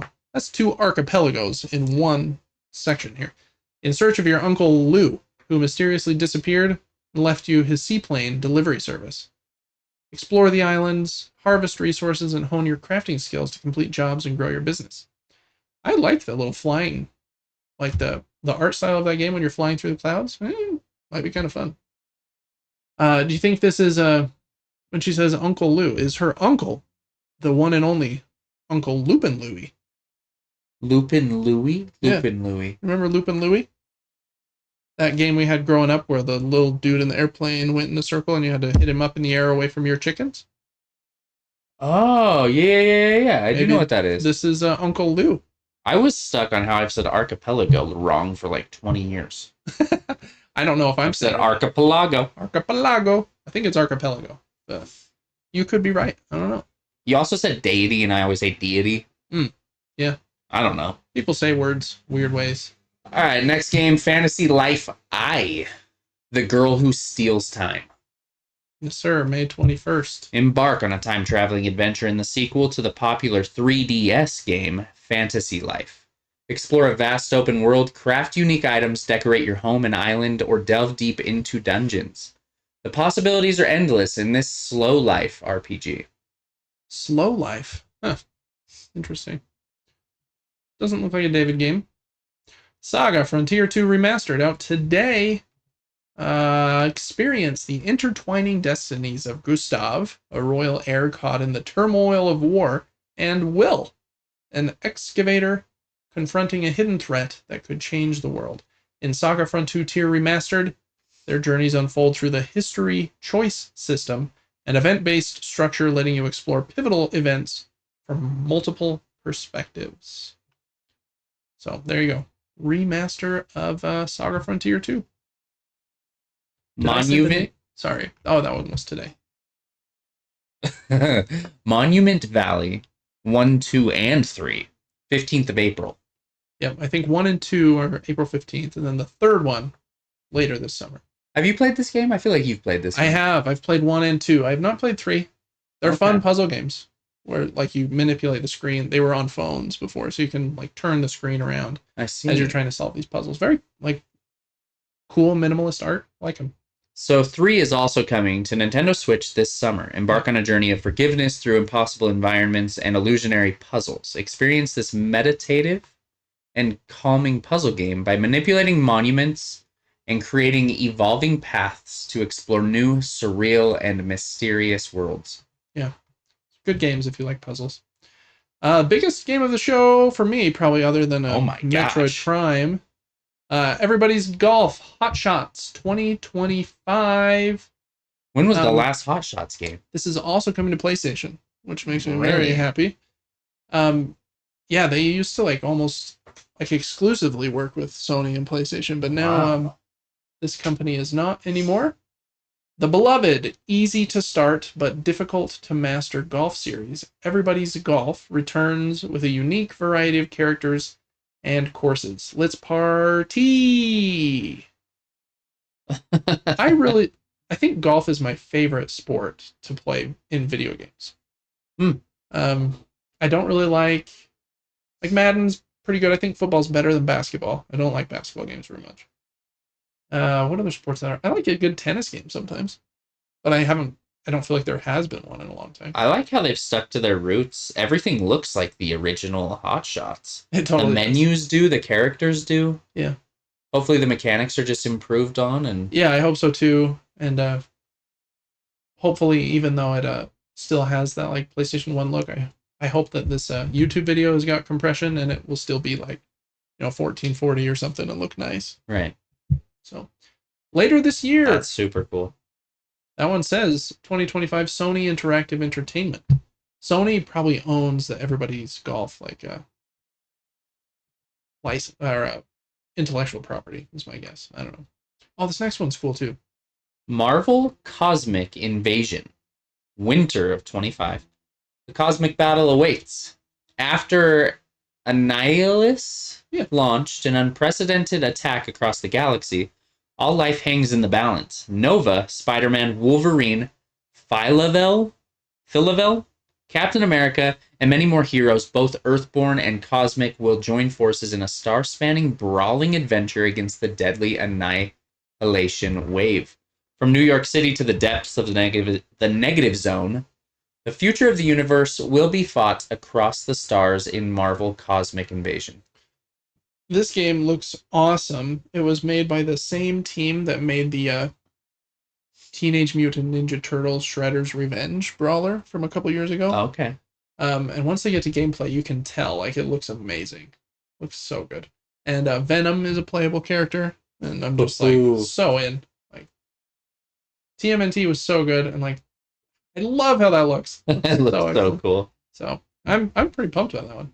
Even though I'm not the biggest Marvel fan, you got Wolverine in there, you got Venom in there, Spider-Man. Those are some pretty good ones. Yeah, I like Cap. Oh, and yeah, you really like Cap, huh? He's just a good person. He is. He's like always Mr. Good. All right. Tomodachi Life, Living the Dream, 2026. For the first time in 10 years, a new game in the Tomodachi Life series is on the way. Tomodachi Life, Living the Dream is coming to Nintendo Switch in 2026. Very, very informative sentence there. Definitely wasn't redundant at all. It kind of looks like Animal Crossing, in my opinion, with a creepy me with a big nose. It looks just like a me. It does look like what the? I'm guessing that Tomodachi Life 10 years ago, 2016, maybe it was on like the 3DS or something. I don't know. So there's that. All right, I'll take this one since you got this one is a Nintendo Today, which is a new app for smartphones that came out today. Wow, did you download it? I haven't yet. That's Mr. Miyamoto, the creator of Mario, Zelda, Donkey Kong, basically everything you love. He gives kind of the overview of what this app does. It's basically an app for Nintendo news, like in one app called Nintendo Today. So you can download that. It says it's a new smart device app that will deliver daily Nintendo information and content directly to you. I don't know if that's that exciting, but there you go. And that is the entire Nintendo Direct from today. Wow. Pretty good one, in my opinion. Some awesome games like the Marvel one and Metroid Prime and the Hot Shots Golf, for sure. And then really weird that it seems like they're burying that virtual cart thing in there. So kind of a weird one.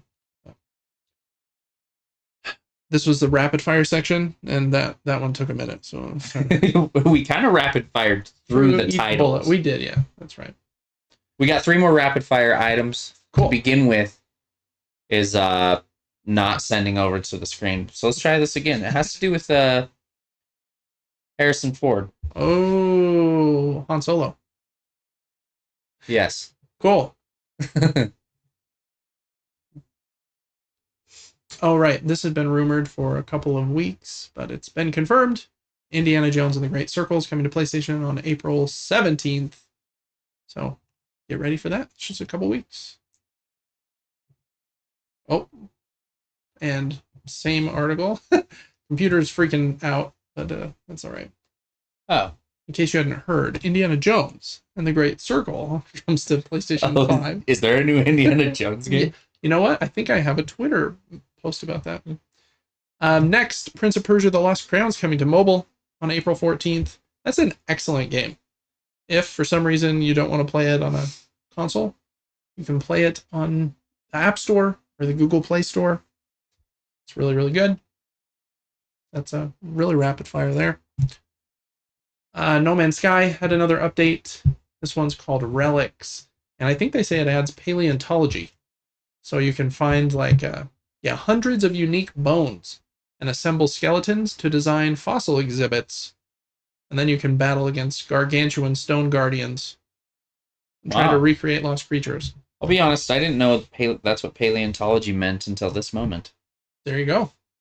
Holy. They have updated that game so much, it's kind of crazy. If I had infinite time, like the same amount of time that is needed to play a game like Minecraft, I would play this one. Oh yeah, it'd be sick. But I just don't know that I have that much time. So, anyways, good on them. All right, Devin, I think that's all for the news Mini-Nuke. Is that right? It is, yes. Cool. Cool. It is a lot of talking sometimes when just blasting through those. It doesn't like us again. Oh, send over links, you silly computer. That's going to take us to Crowdfunding Corner, though, so get ready for my canned intro. Devin, that brings us to Crowdfunding Corner for the week of March 29th. I think, nope, today's the 27th. 28th is when this will go live. There are 4 games I wanted to highlight whose crowdfunding campaigns end in the next couple of weeks. And let's start with this first one of the bigger ones of the week for sure. Fromage came out last year and is a very, very popular game about making cheese. This is a reprint of Fromage and a new expansion. Standalone expansion, I guess. Cool thing about Fromage, it's a worker placement game. You have workers, you're putting them out on the board. A lot of games do that. This game has a board that's a circle, and it spins on a Lazy Susan. And so everyone can take their turns at the same time, because I can only place my worker on the cheese wedge that is directly in front of me. Mm-hmm. And so I can be placing my guys while you're placing your dudes, because I can't mess with your spot over there. And then that will rotate. So I'll kind of show you that here. Yep. And where you're placing them and what direction you're pointing them is important too, because the workers, to make different kinds of cheese and do other actions, take a certain number of turns to complete that action. And then once from the wheel spinning, that worker is pointed back at you, that means they're done. And then I think you can take them off and use them again. So some actions only require one turn, and so the worker will be pointed, I think, to the right, so that when it spins, they're pointed right back at you. Then some will take up to 3 to be pointed back at you. So some actions take longer to complete. This game, like I said, has been very popular this last year. It looks cool if you're making cheese and wine, and serving that cheese and wine on different plates and stuff.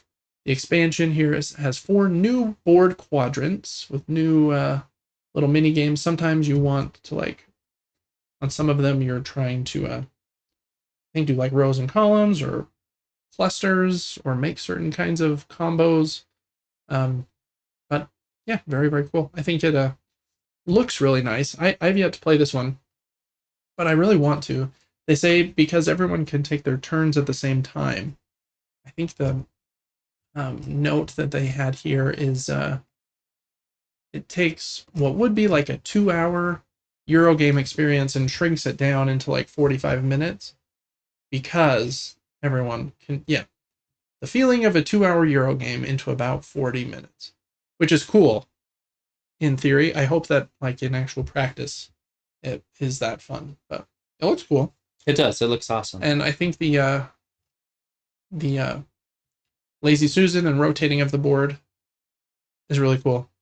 It's crazy that will just fit in a box, because those are just 4 different pieces. They show it being built here. Where was it?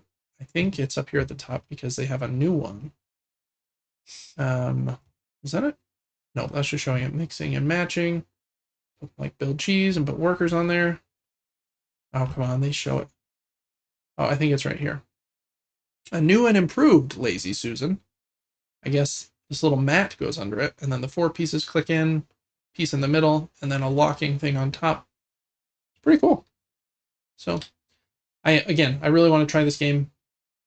It's been sold out everywhere and hard to find. So this might be one of the best ways to find it. you do have to pay like Kickstarter prices and shipping. It's not going to be like the same price as like Game Nerds probably, but I'm guessing they have some bonuses for backing. So that's Fromage and the expansion, which I think was called Fromaggio. It's on Kickstarter for another 12 days until April 8th. All right, next up, this company has done a few of these campaigns in the past where they bring like older games from like hundreds of years ago, like forward into like a nice, sleek, little modern version. I actually have one of their games. It was right behind me. I think I've played it. It's maybe I haven't. I don't think you have. Oh. Where did I put it? Is it right there? It's a little green bag. No. My neck doesn't turn. It doesn't matter. I have one of their games. It's about tigers and sheep. And it's from India and like from 1400 years ago. And so they just made like a little version in a cinch bag, kind of like that bag on the right that I got for like $12 on here. These are 4 other games from different parts of the world. One's from Hawaii, one's from America, one's from, I think, Guatemala and Chile. All of these are 2-player, 20-minute games. You can get them, I think, separately or in this kind of set here. And if you get them in this set, they all come in this little box that then will like nest inside one bigger box. I think they show, yeah, like that, which is kind of cool. That you have a few different ways to store it. Cool idea. Basically taking games that could maybe be lost to time, bringing them forward. Also kind of nice because they're like so old, they're in like public domain, so you don't have to like pay somebody for the rights, So kind of an interesting kind of a strategy they have. But I guess the 4 games are, and I'm not going to explain the rules because I only briefly looked at them. Comican. How would you pronounce that? Comican. Comican from Chile. A little playmat with these pieces that look like, would that be a goat and a lion? What's that? Llama. An alpaca? Alpaca? Llama? Yeah, Comic-Con? It's gotta be a llama. You're probably right. Okay, then the one from Hawaii is Konane. Wow, I feel like you killed the name right there. Good job. Wow, thanks. I was gonna say Konane. Yeah, maybe that's right. The one from America is with like nanai. Yes. With like nanai. There you go. You think that's right? I don't know. That's a long name. I like the snakes on those pieces though. And the 4th one is Puluk from Guatemala. And those pieces stack kind of cool, it looks like. So anyways, there are 4 games there.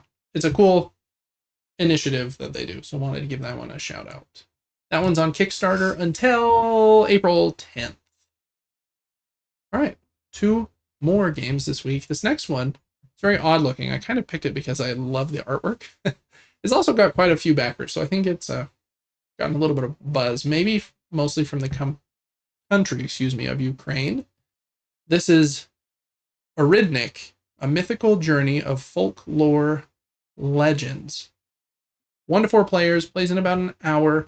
It's a tile laying game where you're like building this like land of tiles, and then you're moving your characters along those tiles in order to activate them, and then you like pay the spirits at these different locations different amounts of goods, and they'll give you cards and trinkets and stuff. I mostly just like the uniqueness of the artwork.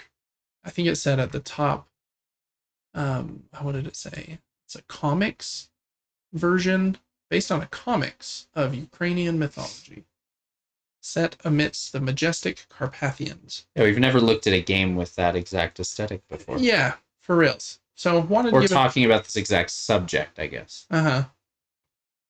Like this guy's just standing here saying, "My sheep won't go with you." There ain't no way they're going. They're not going anywhere. So I don't know. I like the vibe. I would need to read a little bit more about the rule book, but it seems I like games that like let you build the map, because that's a lot of variability from one play to the next, instead of like just a set map. So kind of a cool little idea here. I don't know a ton more about it other than that, but wanted to give it a shout out. That's a Ridnick, a mythical journey of folklore legends on Kickstarter until April 11th. Then last up, I think this is the newest game in the series of games they call the Key games, from designers David Turksey and Richard Brees. And I think Richard Brees designed Keyflower and Keeper and some of the others that also start with Key. And especially Keyflower is like a very well regarded and loved game. So this one, it's called Keyside, has some fancy like a meeples and a special component tray for this Kickstarter campaign. And in the game you have dice and workers that go on boats, and when another player sends like their dice or workers out, you can follow them. And I like follow mechanisms in games because then you're invested the whole time. You're watching what everyone else is doing to see if like, oh, can I piggyback on your turn? Instead of just like twiddling your thumbs until it's your turn again. So I like that idea.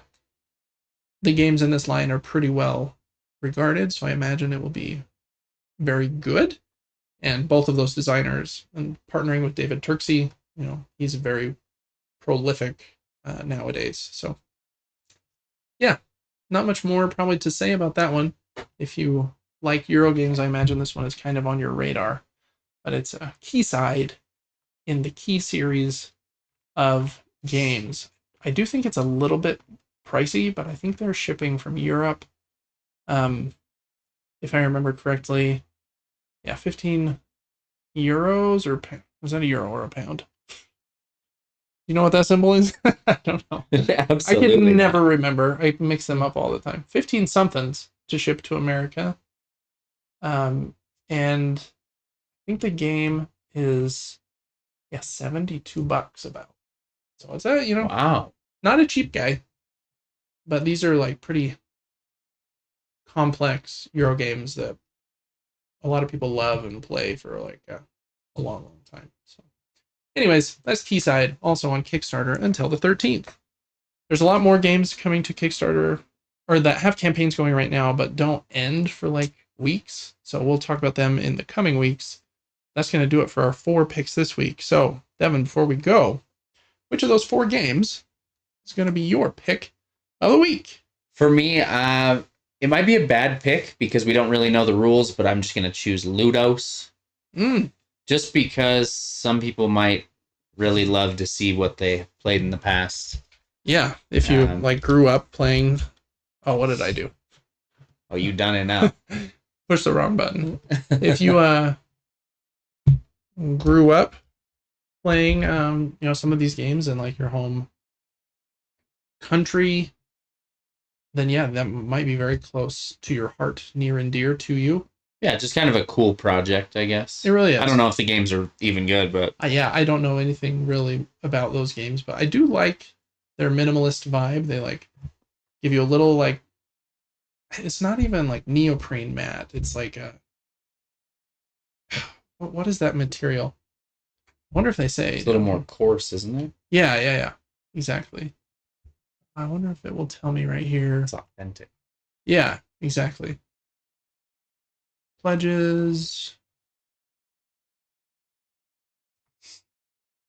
Oh, I thought they would say here for sure.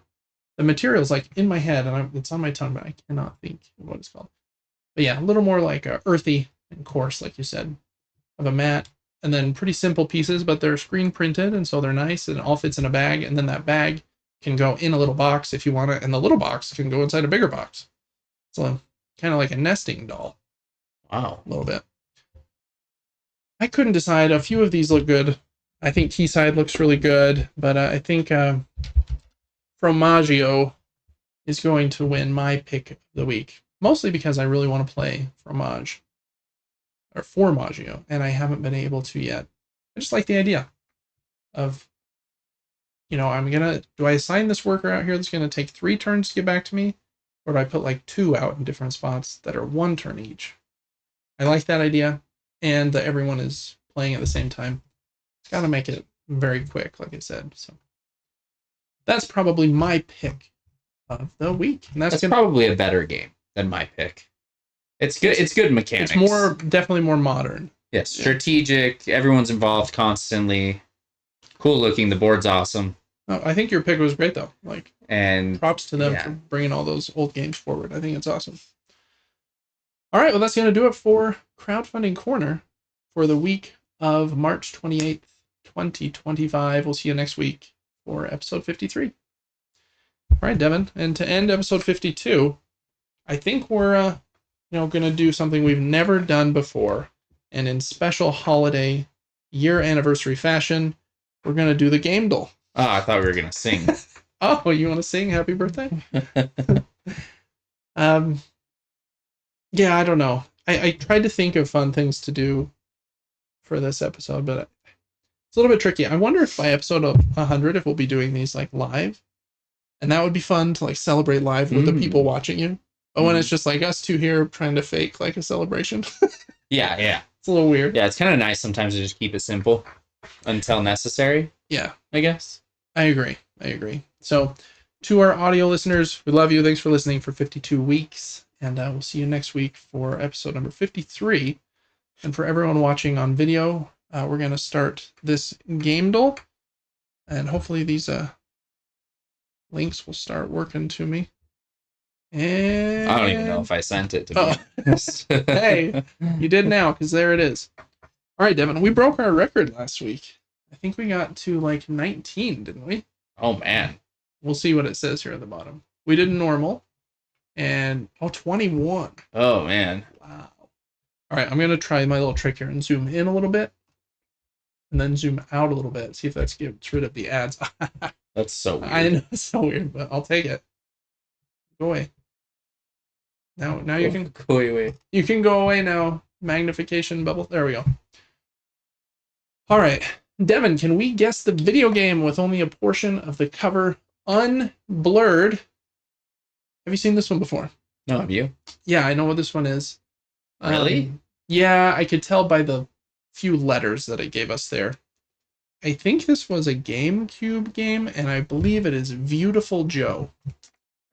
Beautiful Joe, right there. I searched up Beautiful Joe the other day. Did you? I did. I came across Beautiful Joe on maybe Pinterest or no, iconic. I think it was like iconic video game characters. As I was messing on Canva, I came across Beautiful Joe and did not know who it was. Yeah, I don't think I've ever watched gameplay, but that's him, Mr. Beautiful there. Kind of looks like Proto Man. Oh yeah, just with like he does. He needs a yellow horns. cape, and he'd be like almost there. Yeah. All right, let's get the next one up here. All right, can we guess the video game with only a portion of the cover unblurred? Devin, you seen those overalls and those socks before? Have you? I don't think so. Unless it's like a funky looking Luigi. That does look like a Mario shoe. Doesn't it? Maybe. I don't know. I don't think that's what it is. My first guess would have been, I don't know, the first thing that popped in my head just based on the yellows and blues up here and that weird artwork was Klonoa. But I don't think that's going to be it. Klonoa? Yeah. This is it. You owe me $10. Oh, it is a Mario thing. Wow. I thought it was Toe Jam and Earl. Hey, there you go. So what's this going to be? Mario and Luigi Superstar Saga? That's probably what it is. Mario and... Where's the and symbol? Where are you at? On 4. No. 7. Yes, sir. I think it's Superstar Saga. Yeah. Yeah, it was Luigi. Look at those socks. I didn't know he had crazy striped socks. He's secretly I wears... would have never guessed that Where's was Waldo? Luigi. Under there. Yeah. But now you know what a Mario and Luigi shoe looks like. I did not know that, honestly. Yeah. All right, that's... that's only 2. I thought it was 3. All right, can we guess the video game with only a portion of the cover unblurred? That's a fortunate square to have unblurred. I think this is Diablo. What are you thinking? It's Hello. Hello Kitty. I don't know which Diablo, though, is going to be the problem. Me neither. I think it's the latest one. Let's go with 4. Nope. I think it's 2. 2, huh? Absolutely, it is. Nope. No. Can you tell we haven't played a Diablo before? Is it 3 or 3 Reaper of Souls? Oh man, that's a good question. It kind of looks soul-like, but it does. It's not 3, but I can see the word reap now. So I think we're gonna be safe. Luckily, the set one has quite a bit of text dead center in there. Diablo 3 Reaper of Souls. Haven't played one of those. 2014. All right, can we guess the video game with only a portion of the cover unblurred? Is that a weapon on the gun? Or excuse me, on the car? Or that's a closer car's tire with a weapon above it. Oh, it is. So it is a weapon. And is that like a jet ski up there? Like I was thinking Motorstorm, but I don't think in Motorstorm you had weapons. What? They kind of look like off-brand warthogs. Yeah. Like instead of Halo, this would be called like Skyring or something. That looks like Chris Redfield in a driver's seat too. Resident Evil Halo. Yeah, I don't know. Halo Wars? Now, what was that guy back there? What's he doing? What on earth is this? I'm going to just throw a Motorstorm out just to make sure it's not that. Yeah, it's not. T? Touchdown? Touchdown. Wow, that's not the letter I was expecting to see there. Think that's a W or a U? Tough terrain. Oh, tough. T-O-U. Tough. Nope. Top. It could be like, that might not be the first word in that circle. Be like tournament. Vehicle tournament. Tour. Yeah, tournament. Tournament could probably fit. Combat tournament racing. Definitely not a ripoff of Twisted Metal. I'm not sure. Tool. That's a tough one. We're going to put in the word tournament, see what happens. Klonoa 2 tournament. And I really don't think it's any of those. Unreal Tournament is a shooter. And it doesn't, right. Like the logo gives me like a fishing game vibe. Like, oh, this is that guy's driving his warthog real in the fishing, lake. but yeah, but this doesn't. It's like, do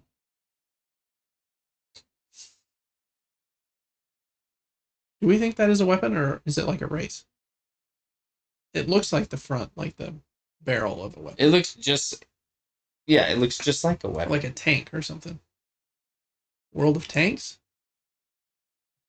World of Tanks. Tanks.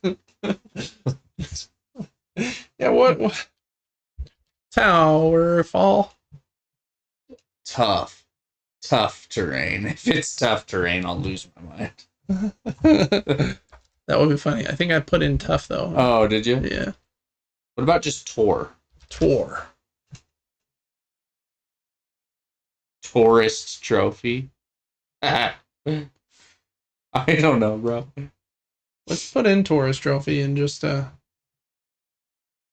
Oh, wow. What is that? I am not sure. I did not expect that to show up. Me neither, because that's probably his shoulder then over here, and not the tire of a vehicle. Right? Oh, yeah. He has a gun on his shoulder? Or is that just part of the car in the background? Or, there is no way that's in the foreground. I think you're right. That probably is like the barrel of a gun, like strapped to his back or something. I don't know. I don't think I have ever seen that alien face. Was this like a PC only game? Starts with a T? We might have to use our one-time clue. Type TOU, unless you feel like that's cheating. I'm alright with it. It is cheating, huh? Because there's not that many options. Flat out tourist. We already tried that. Touhou Kumakyu, the embodiment of Scarlet Devil. If all those words fit right there, I'd be shocked. Yeah, me too. WarioWare touched. Like, oh, maybe it's not a U. T-O. Oh, yeah, maybe it is T-O-W. Townscaper. Tower of Time. Tower Unite? Tower Unite. Townscaper would be the only one that made any sense right there, but I do not. But Townscaper doesn't seem to match whatever this vibe is. No. Oh, what is that? This thing? I'm trying to think if that letter could be anything different. T-O-U. I don't, because the top is not sealed. Yeah, so it would have to be a U or W. W. Right? U-W, or I guess it could be a V if this font doesn't have sharp corners. Tove?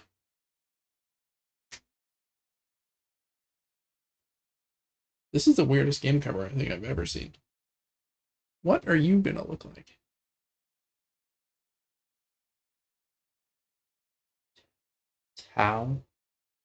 Toe. And we did T-O-U and T-O-W, did we not? We did, yeah. Here's T-O-W again. So, assuming that a Tower of Time, Tower Unite, or Townscaper. Pandora's Tower? Could there be a word above tower? I feel like if it was Pandora's, that's longer than tower. Yeah, I feel like they'd have to make the font way smaller. Pizza Tower? Just delivering pizzas. What am I... Just guess Townscaper. Yes. Nope, it is Tournament. What? Is it not Unreal Tournament? Is it? I don't think there are vehicles in Unreal Tournament. Okay, we're doing a one-time clue. It is Unreal Tournament. Something 4. Wow. 2004. Weird. Huh. I'm glad she never got revealed. I would have been even more confused. Yeah, for reals.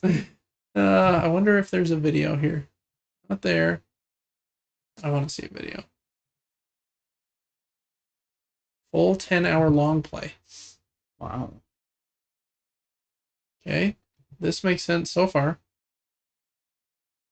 Still not seeing a vehicle, though. Oh. We're outside for a sec. It doesn't matter, probably. Kind of crazy. But, wow, anyways. Games have changed. Holy. Yes, they have. Well, we barely pulled out a win there. Can we guess the video game with only a portion of the cover unblurred? We're on a streak of 4. I got a building and some yellow text. Driver was the first thing that came to mind for me, but... Shift. Wow. Is that a game? I think it is. Shift. It could be a racing game. Maybe there's a big car, like right here. Or Midnight Club.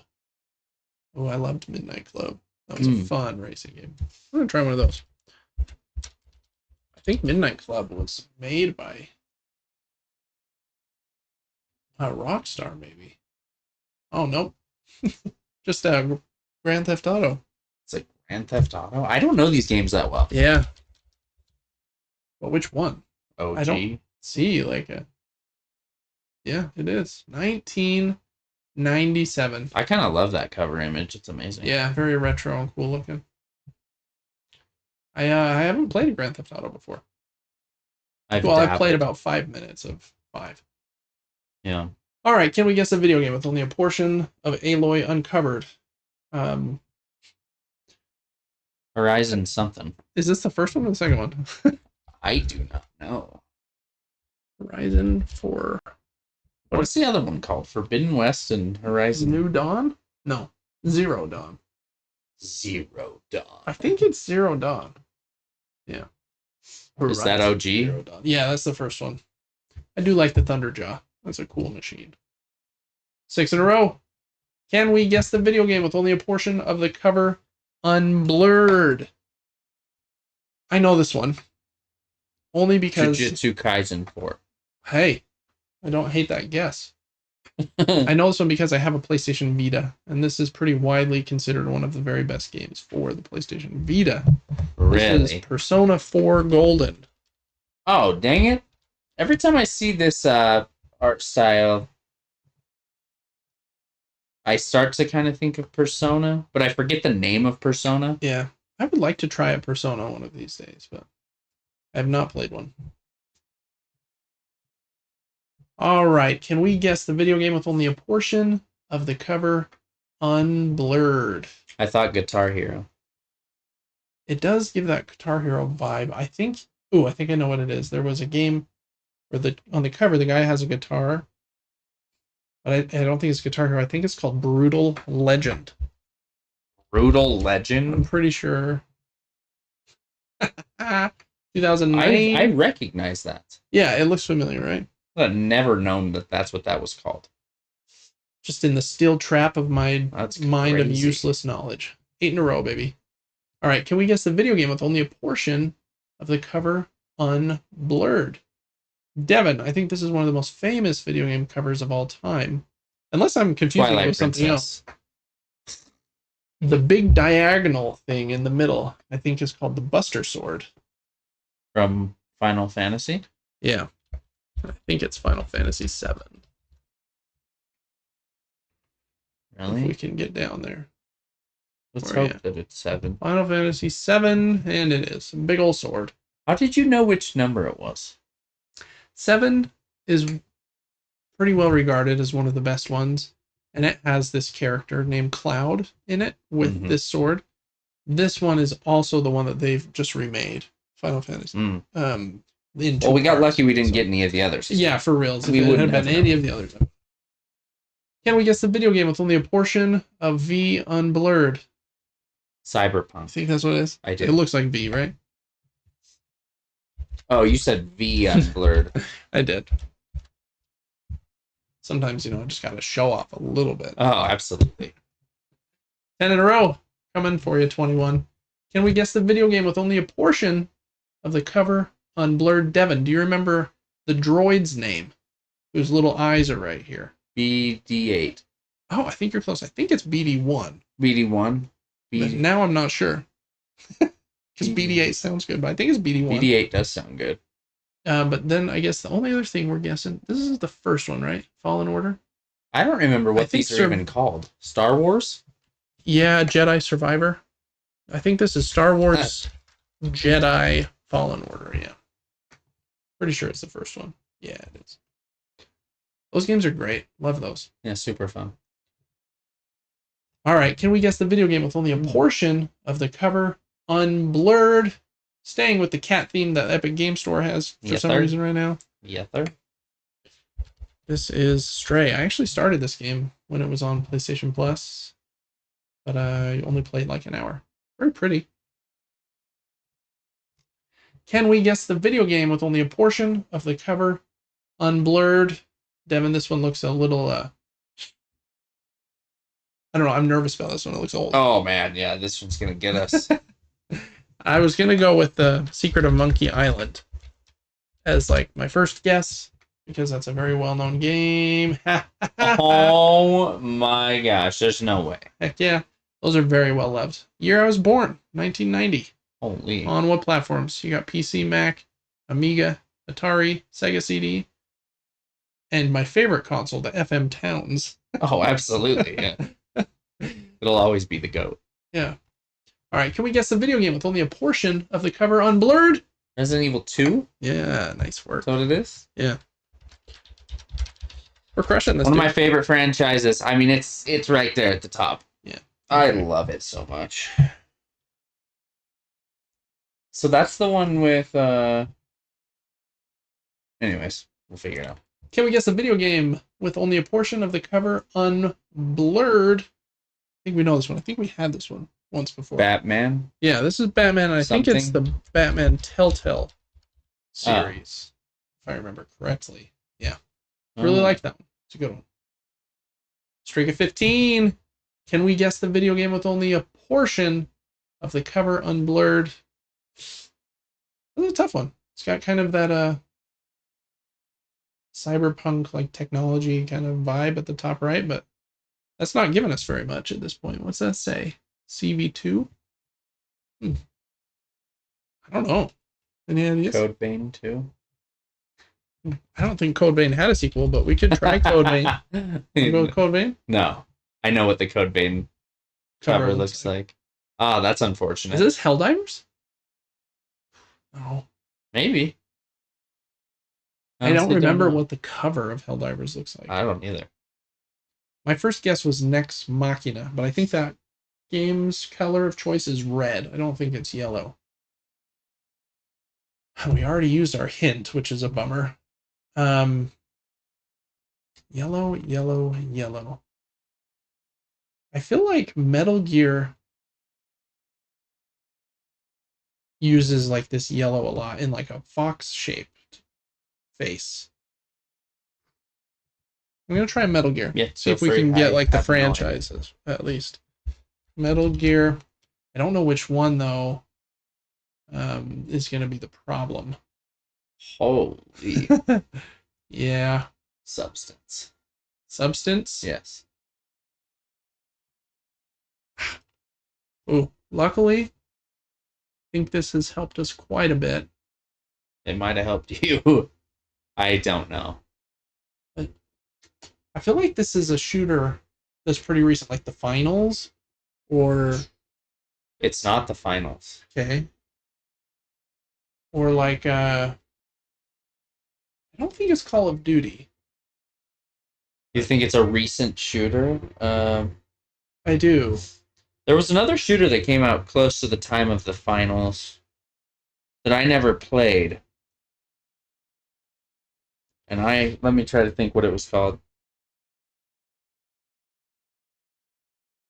I don't think this is Apex Legends either.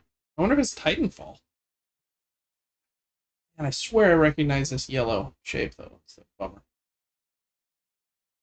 I don't think it's Doom. It doesn't look like Doom Guy's armor.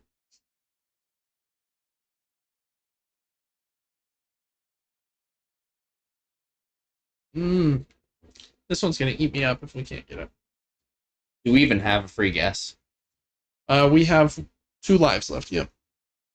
You got an idea for it? No. Should I go with a Call of Duty? Trying to like narrow them out? I can't think. Like, is it Warzone? What does Warzone's cover look like?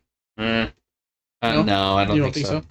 Okay. I feel like this armor could like help us a little bit, but I'm struggling to put it together. Yeah, it looks so unique.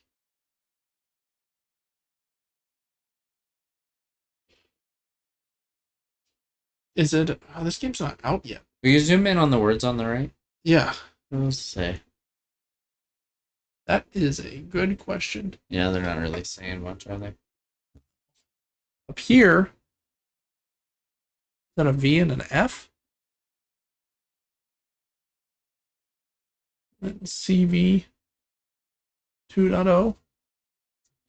What about the Call of Duty where that famous actor was like the leader of the group? What's his name? The guy from House of Cards. Kevin Spacey. Advanced Warfare.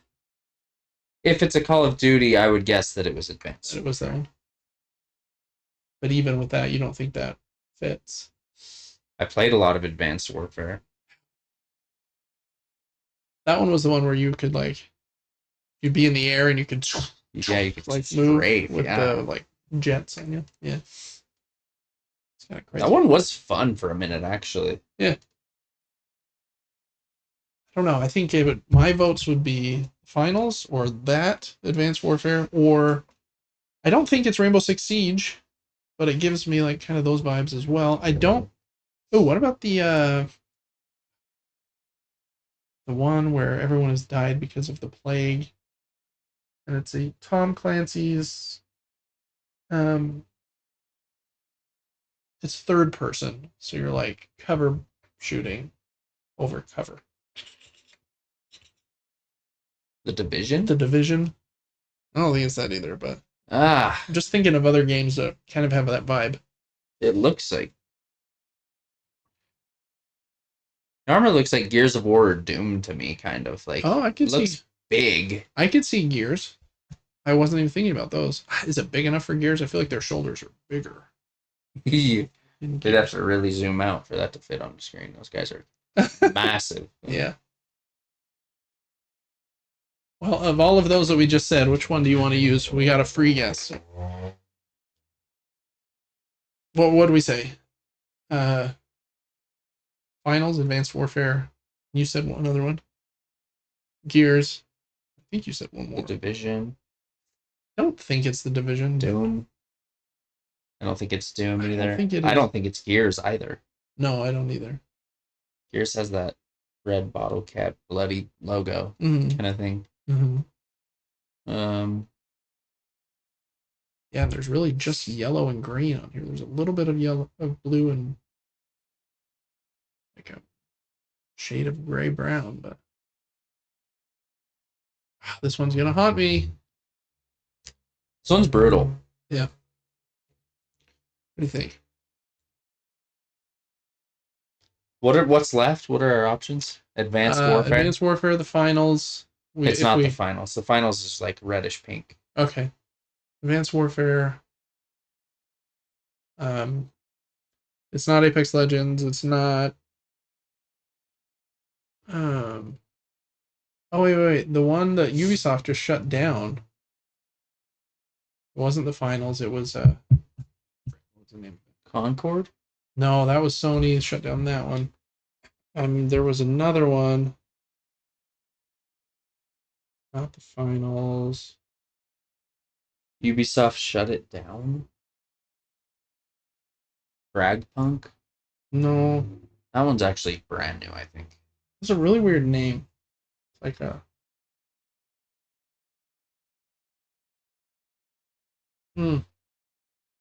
While I'm thinking of that, what's the next game? Marathon. It's not Marathon from Bungie, right? That game's not even out yet, so I don't think it would be that. It's not Destiny. I don't think so. What is that shooter called?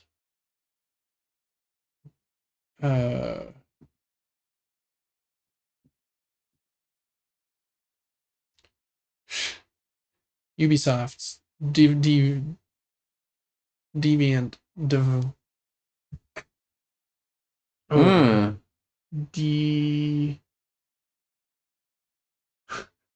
I'm mixing it with so many things in my head. I got like Divergent and Reliant K and all kinds of things going through my head.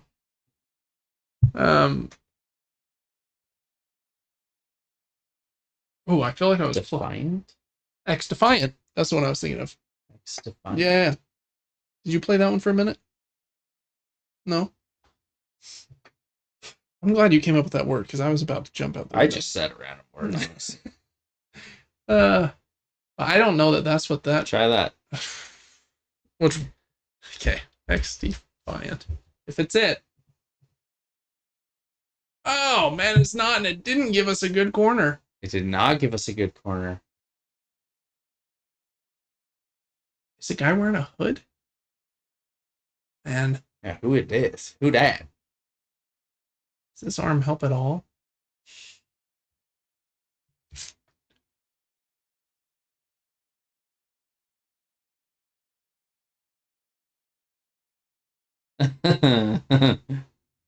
What's Valorant's cover look like?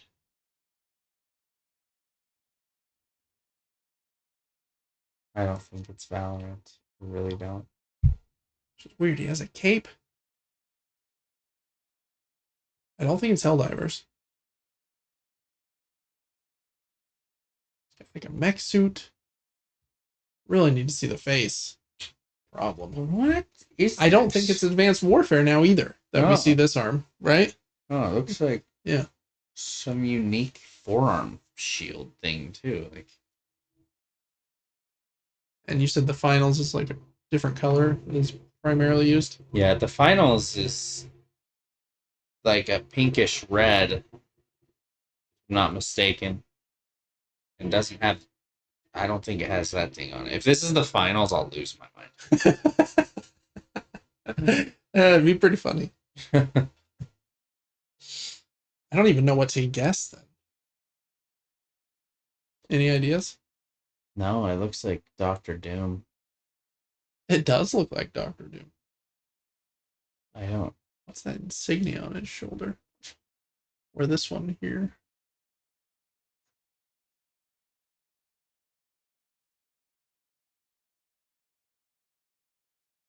Wow. There was a shooter game where you could like control the bullets, and it was called. But I don't think it was like this either. It was a bit more sci-fi vibe than that.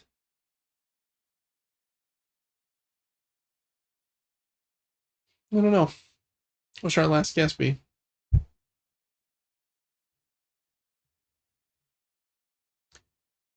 We did Code Vein, Metal Gear Solid 2, X Defiant.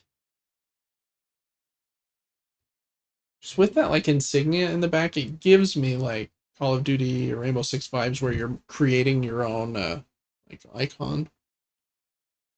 Yeah. I don't really know for sure.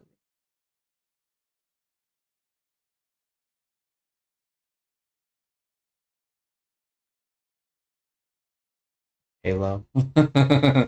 Is there like ODST? I don't think it looks I don't think either. so. Or No. Halo Wars.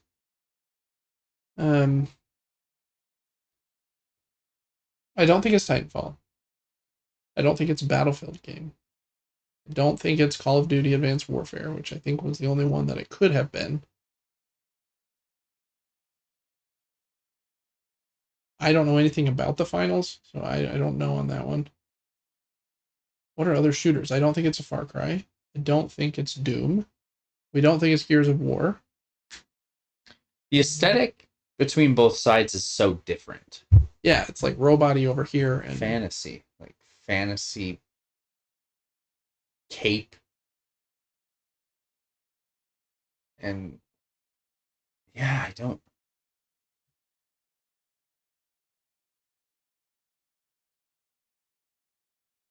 Trying to picture like the colors in the squares below, and that's probably not helping. Maybe it's not a V, maybe it's a big X, because the yellow does continue. But does that matter? Probably not. Yeah, I wish I knew what these words said. It might help. Does that say redacted? CHB true. I don't know what that says.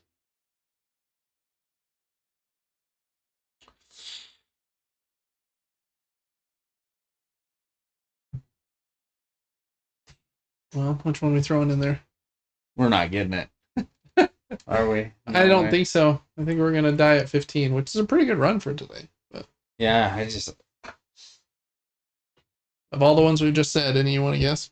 Oh man, no, I have no idea. Are you leaning towards anything? No, I feel like I'm forgetting a very important shooter. That it will just like, I'll see it and be like, oh, I'm an idiot. What about like Destiny's expansions? Did any of them have covers? I don't feel like they did. I don't know. Who else makes shooter games? Maybe it's not a shooter. It's probably a shooter though.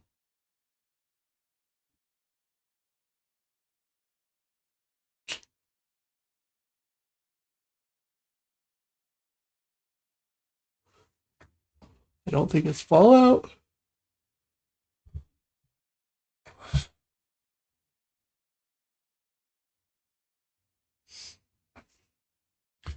That look on your face, I thought you were at it. Do you feel like it's like there in your brain somewhere? Not really, no. Unless there's a. The right side looks so Gears of War to me. But I don't feel like Gears ever had capes and. What about Gears 5? I just don't think. Gears of War. Gears Tactics? You're right, though. I don't think it's one of the other Gears. I don't know what Gears 5 cover looks like, but I don't think it's like that. My guess, if we were going to go Gears, would be Gears Tactics. Again, I don't think it's any of these Battlefield games. In Call of Duty, I don't know what United Offensive is. I'm fairly confident it's not any of those. What other ones are we thinking about? I don't think it's like Sniper Elite. That looks... Yeah.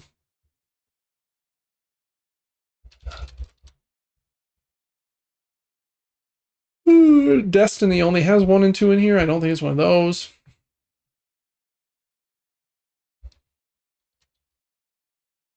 Doom has a few others, but yeah, the cover looks too modern to be like Doom 2 or 64.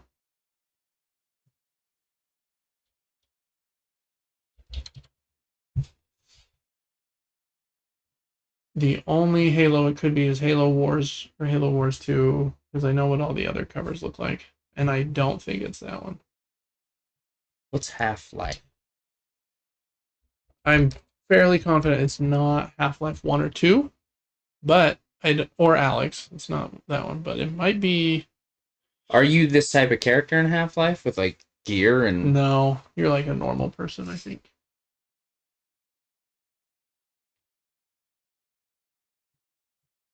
Yeah, you can guess whatever you want. I will not get there. I don't know if I will either.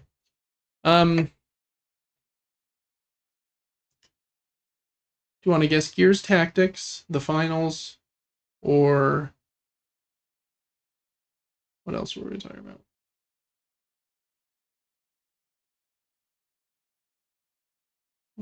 I don't know either.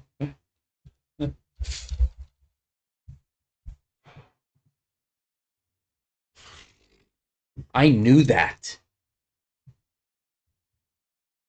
Now that I'm seeing that, did you know that? Yep, I did. Dang. We just got really unlucky with the ones that undid. Crazy. I've just never played it. Yeah, I haven't either. That was a tough one.